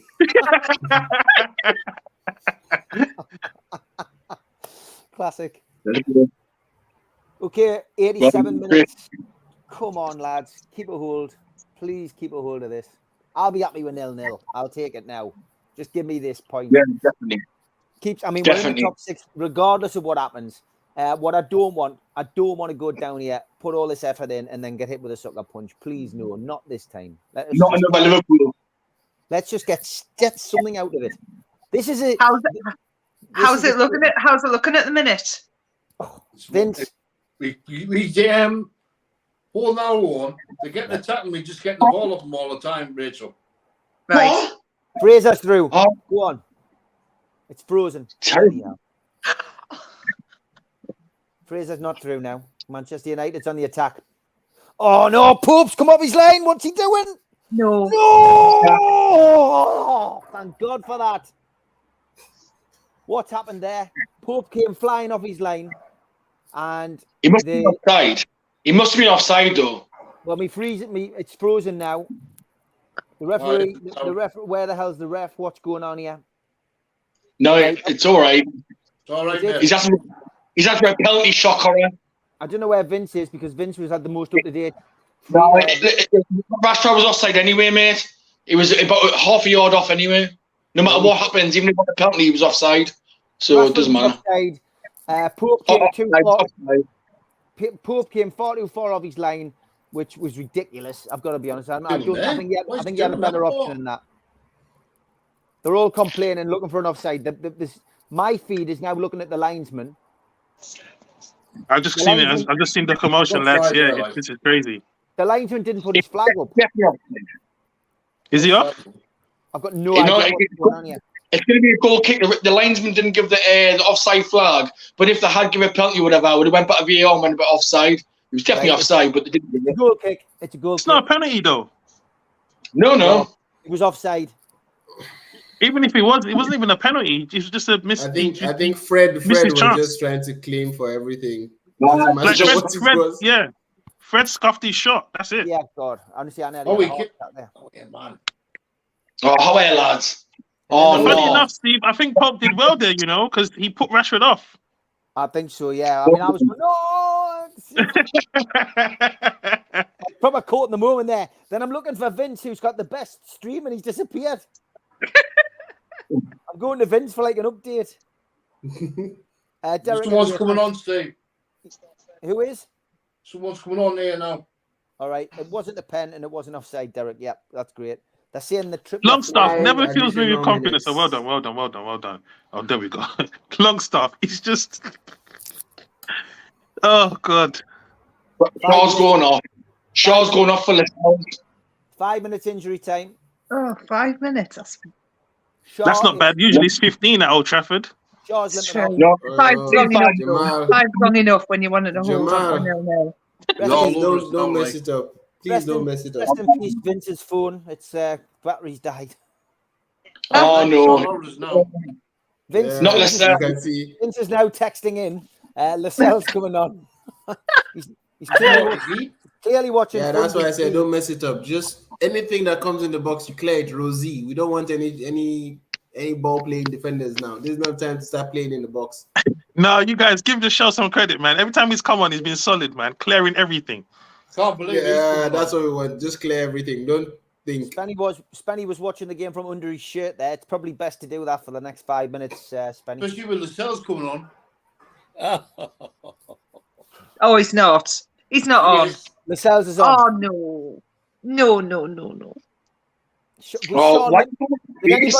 Did Did anybody see Shaw's? Was Shaw limping off, or was he all right? Yeah, he's limping off. Manchester United are camped in Newcastle's half now. I can't cope with this. It's the return. Shaw's going to start on Wednesday. It's the return of the white circle on he my. has to start. We're running out of defenders at this point. Big Dan Burn, and Botman will play centre half, and Target will come back in at left back. Vince is saying yes, yes, yes. I'm not sure what that means, unless he's watching a film now. Barry Hogan says, why didn't they bring Target on and move Burn to centre back? Manchester United with a shot. Newcastle calm, cool, and collected. Target came on, man, early on. They haven't got it away. No, he's saying when the subs come on, Target, you should have put Burn in centre and put Scar up instead of when the subs come on. Back. Hey! Oh. Ian Hull says Lascelles is on. Why do I have this? Back. Hey! Oh. Ian Hull says Lascelles is on. Why do I have this? I'm gonna have to mute you. I'm gonna have to mute you. Your sound's coming through, Vince. Your sound's coming through. We're getting reverb there, mate. Don't know whether it's because you haven't got headphones in or something. Man. Oh, well played, Willick. We'll go with you, Roger, for the last 2.5 minutes, mate. Give us a bit of commentary. Oh, so Dallow's got the ball, spin at Anthony on the wing. Whips one in. Oh, Lascelles there again. Class. Get it out. Always like them. Always like them. Now back in the halfway line. We're completely camped on just not 18-yard ball. Crazy, man. Oh, yes. Now they've just played out a play for throw-in. 2 minutes to go. Get in. Eddie, how's Isn't it funny? In the first half, I couldn't get a stream. Just take your time. Take your time. Darlow should have taken a shot there. I'm like 7 years behind. Don't worry about that. But should have taken a shot. The throw-in was taken precisely to Chris Wood, who then headed it out to play. Exactly.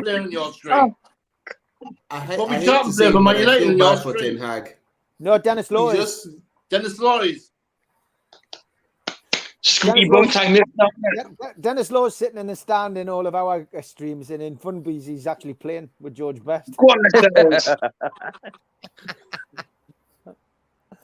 Amazing show, guys and girl. Worth watching it just to be stressed together because of the crappy stream, says Barry.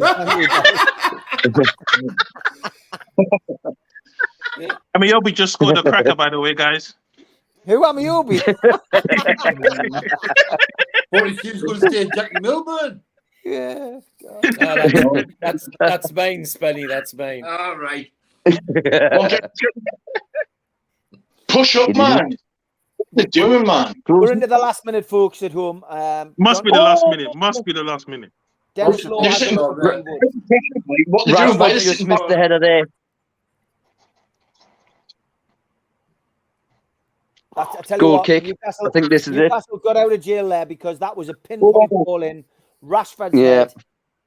All defenders nowhere in sight. Pope. Out of base. If that was on target, then Rashford would have nicked it at the end. Out of base. Final score: Newcastle United 0, Manchester United 0. Yes. Get it. Yes. Great result. George, Nice. Never doubted. Shut your ears, George, guys. get the big fella out. That's cool. Yeah, there we go. You know what? You know when we used to clap at the front door for the National Health Service? Well, I used to take that out. Well, I can tell you now, if I get anywhere near bloody Fatso and Downing Street, I'd hit him with this. Never mind rattle. you're back in the room, Vince. I think that's better. I think you got your sound sorted. Okay, then. So Manchester United 0, Newcastle United 0. Funby, a point at Old Trafford. And I am, before we start talking about this, we're going to go through the stats, the full-time stats. Just before anybody else asks, Villa 0, Chelsea 2 is a full-time result now. 60 minutes into the game at Leeds, and it's still Arsenal 1, Leeds 0. Full time at Southampton. Southampton 1, West Ham 1. And as I said to you earlier, Manchester City are at Anfield at 4:30 with a 4:30 kickoff. So, Newcastle United's commentary stats. There we go. Possession. Well, it remained pretty much the same in the second half. 63% possession to Manchester United, 37% possession to Newcastle. Shots. Well, there were 15-9 in favour of Manchester United. 2-2 on target, though. 8 off target for Manchester United, 5 for Newcastle. Passes, well, 508. So Manchester United clearly had more of the ball, more possession. 299 for Newcastle. In attack, clear-cut chances. Well, Manchester United had clear-cut chances, which I find bizarre because Newcastle hit the bar and at the post in one attack in itself. 4 corners each. 2 offsides, Manchester United, none for Newcastle. In defence, blocked shots, 5 for Manchester United, 2 for Newcastle. Tackles 1, 10 for Man U, 4 for Newcastle. Aerial duels 1, we've done it again this week. 13 aerial duels 1 for Newcastle to Manchester United 7. 2 saves apiece for both keepers, De Gea and Pope, respectively. No fouls committed by either team. Fouls 1, 13 for Manchester United, 11 for Newcastle. Yellow cards, 3 for Manchester United. Dan Burn for Newcastle. No red cards in the game. And 0-0 is what it's all about.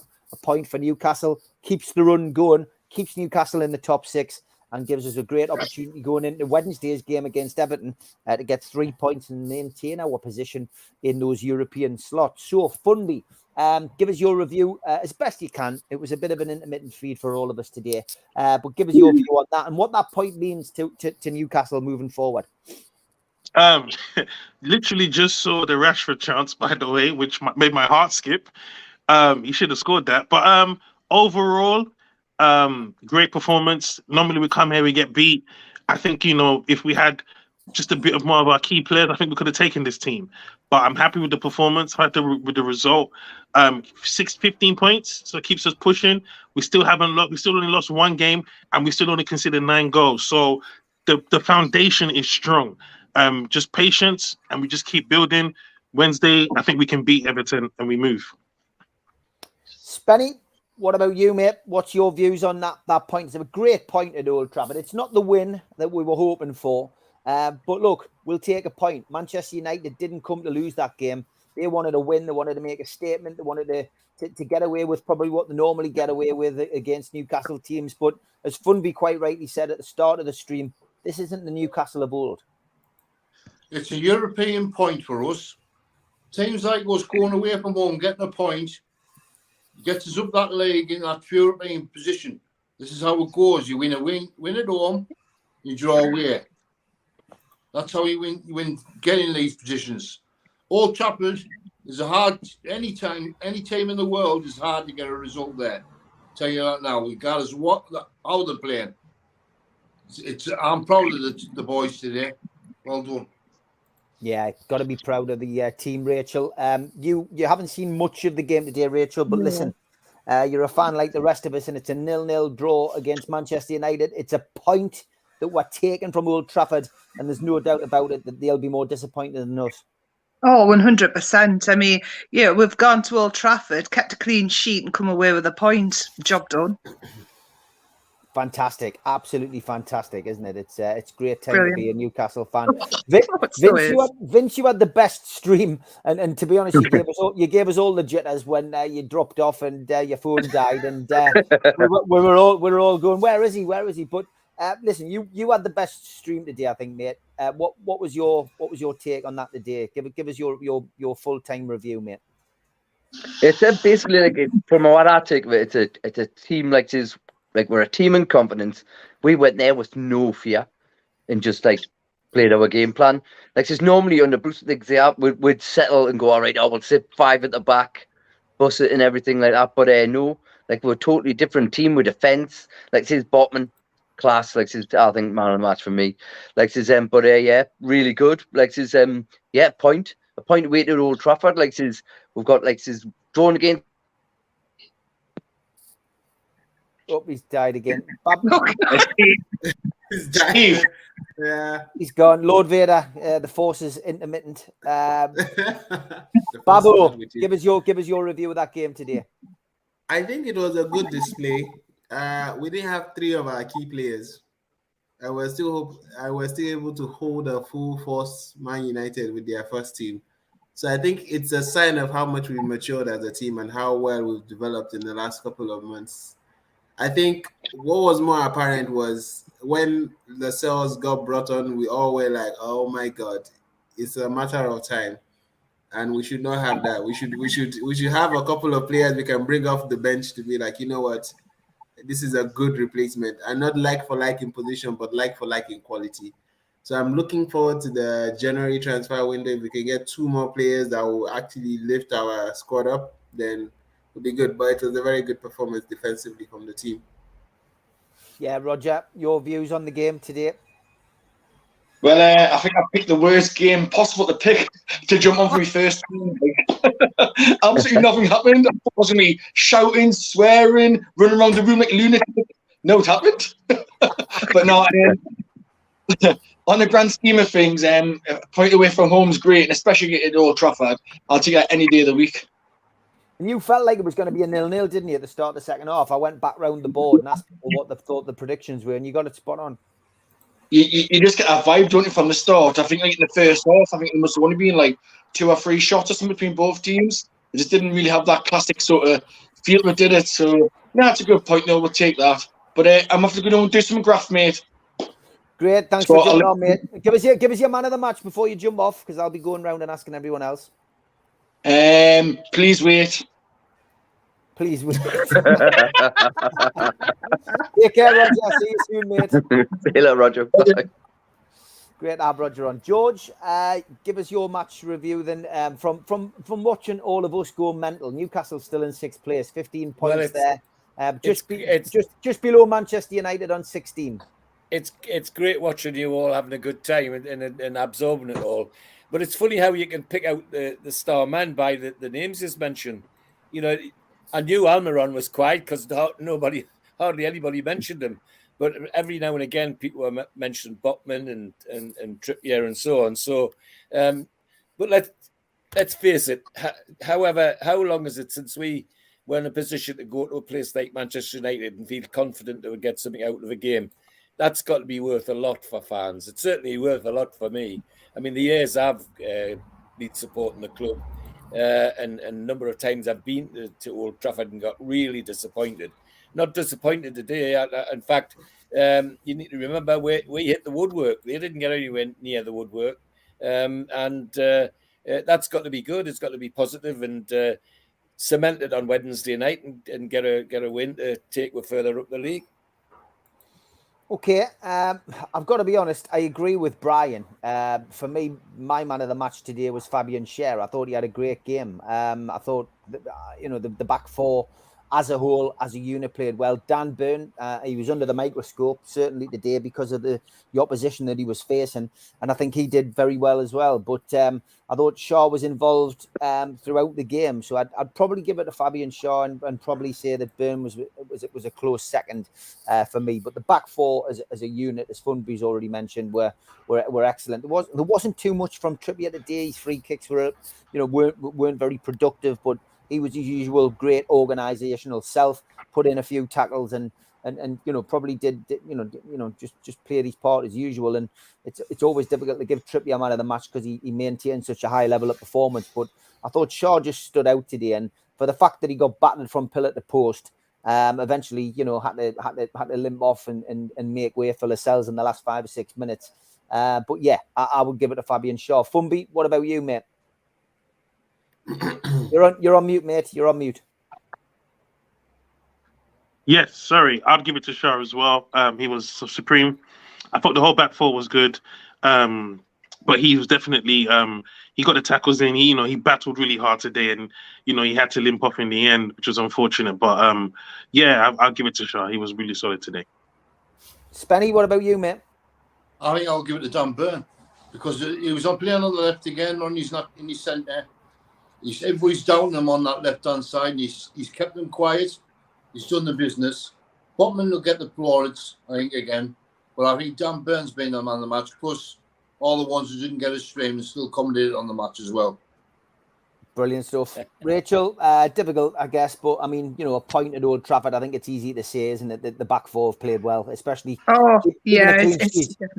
definitely 100%. Yeah, I mean, from the bits I did see of the match, it was usually Cher being clattered. So if he was still standing by the end of that and hobbled off in the end, I'd probably give it Cher just for actually being able to cope with having his head knocked off that many times. Yeah. Okay, Vince, man of the match for you. For me, like his it's like his shared defense Burn, but Sven Botman, I think it's just because he just makes it look so easy. Everything he does looks, and people think, all right, like Shaw battled and a lot, but Botman just did everything class. Like he just won everything. He was just immense. I think he's just such a good player. And we're looking at having the force is not strong in this one. No, he's gone to the dark side. By the way, Steve. He's gone to the dark side. In fact, he's got my man of the match in the middle of his picture. Yeah, I know. Expand the Premier League table because Liverpool's 12th now. Yeah, exactly. Babu, man of the match. I don't know. It's difficult. The whole back line was superb the entire game. I think one of the funniest things is that when you do your job right, no one actually notices you, and that's the problem with Sven Botman too. Yeah. He does it so well and so good. With Kieran Trippier too, he had some amazing tackles in the game.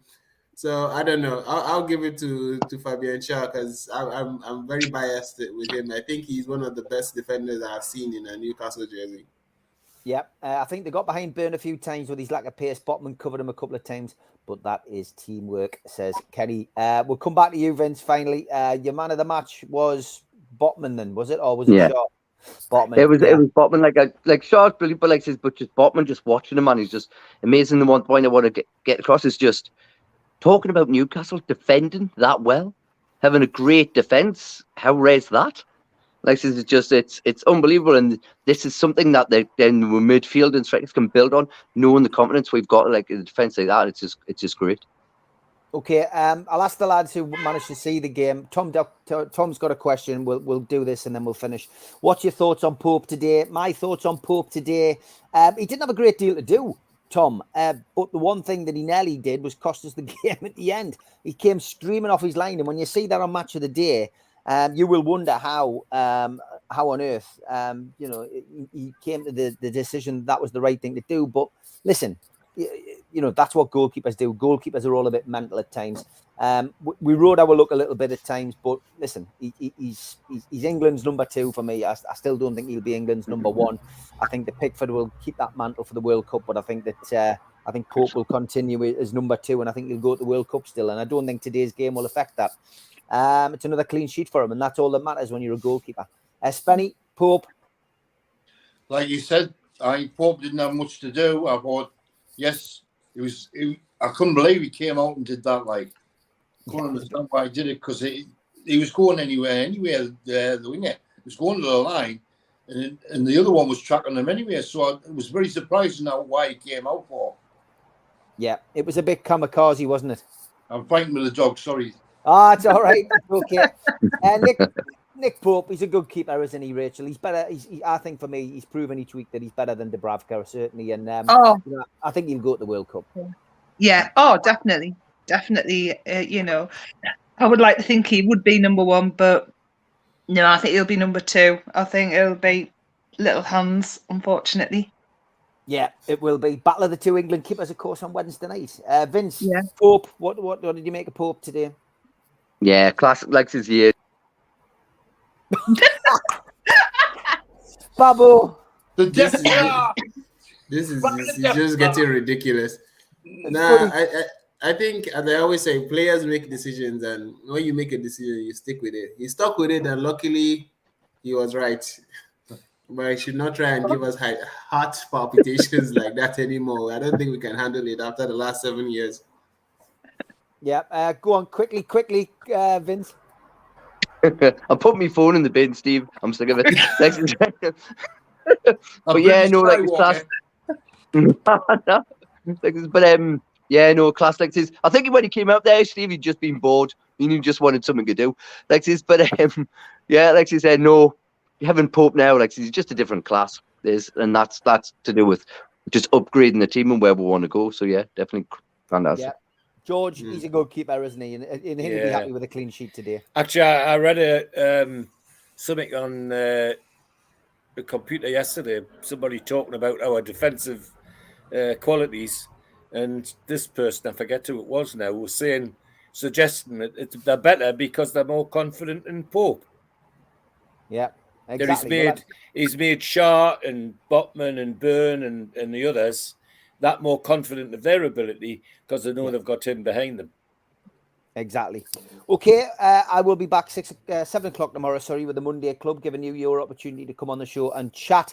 A huge thank you, as always, to Funby, to Spenny, to Rachel, to Vince, to Babbo, to George, to Roger as well. Thanks for coming on, everybody, and taking the time. Thanks to everybody in the chat. Thanks to the moderators. And I'll leave you with these words of wisdom from Keith Patterson in the WhatsApp group on NUFC Matters.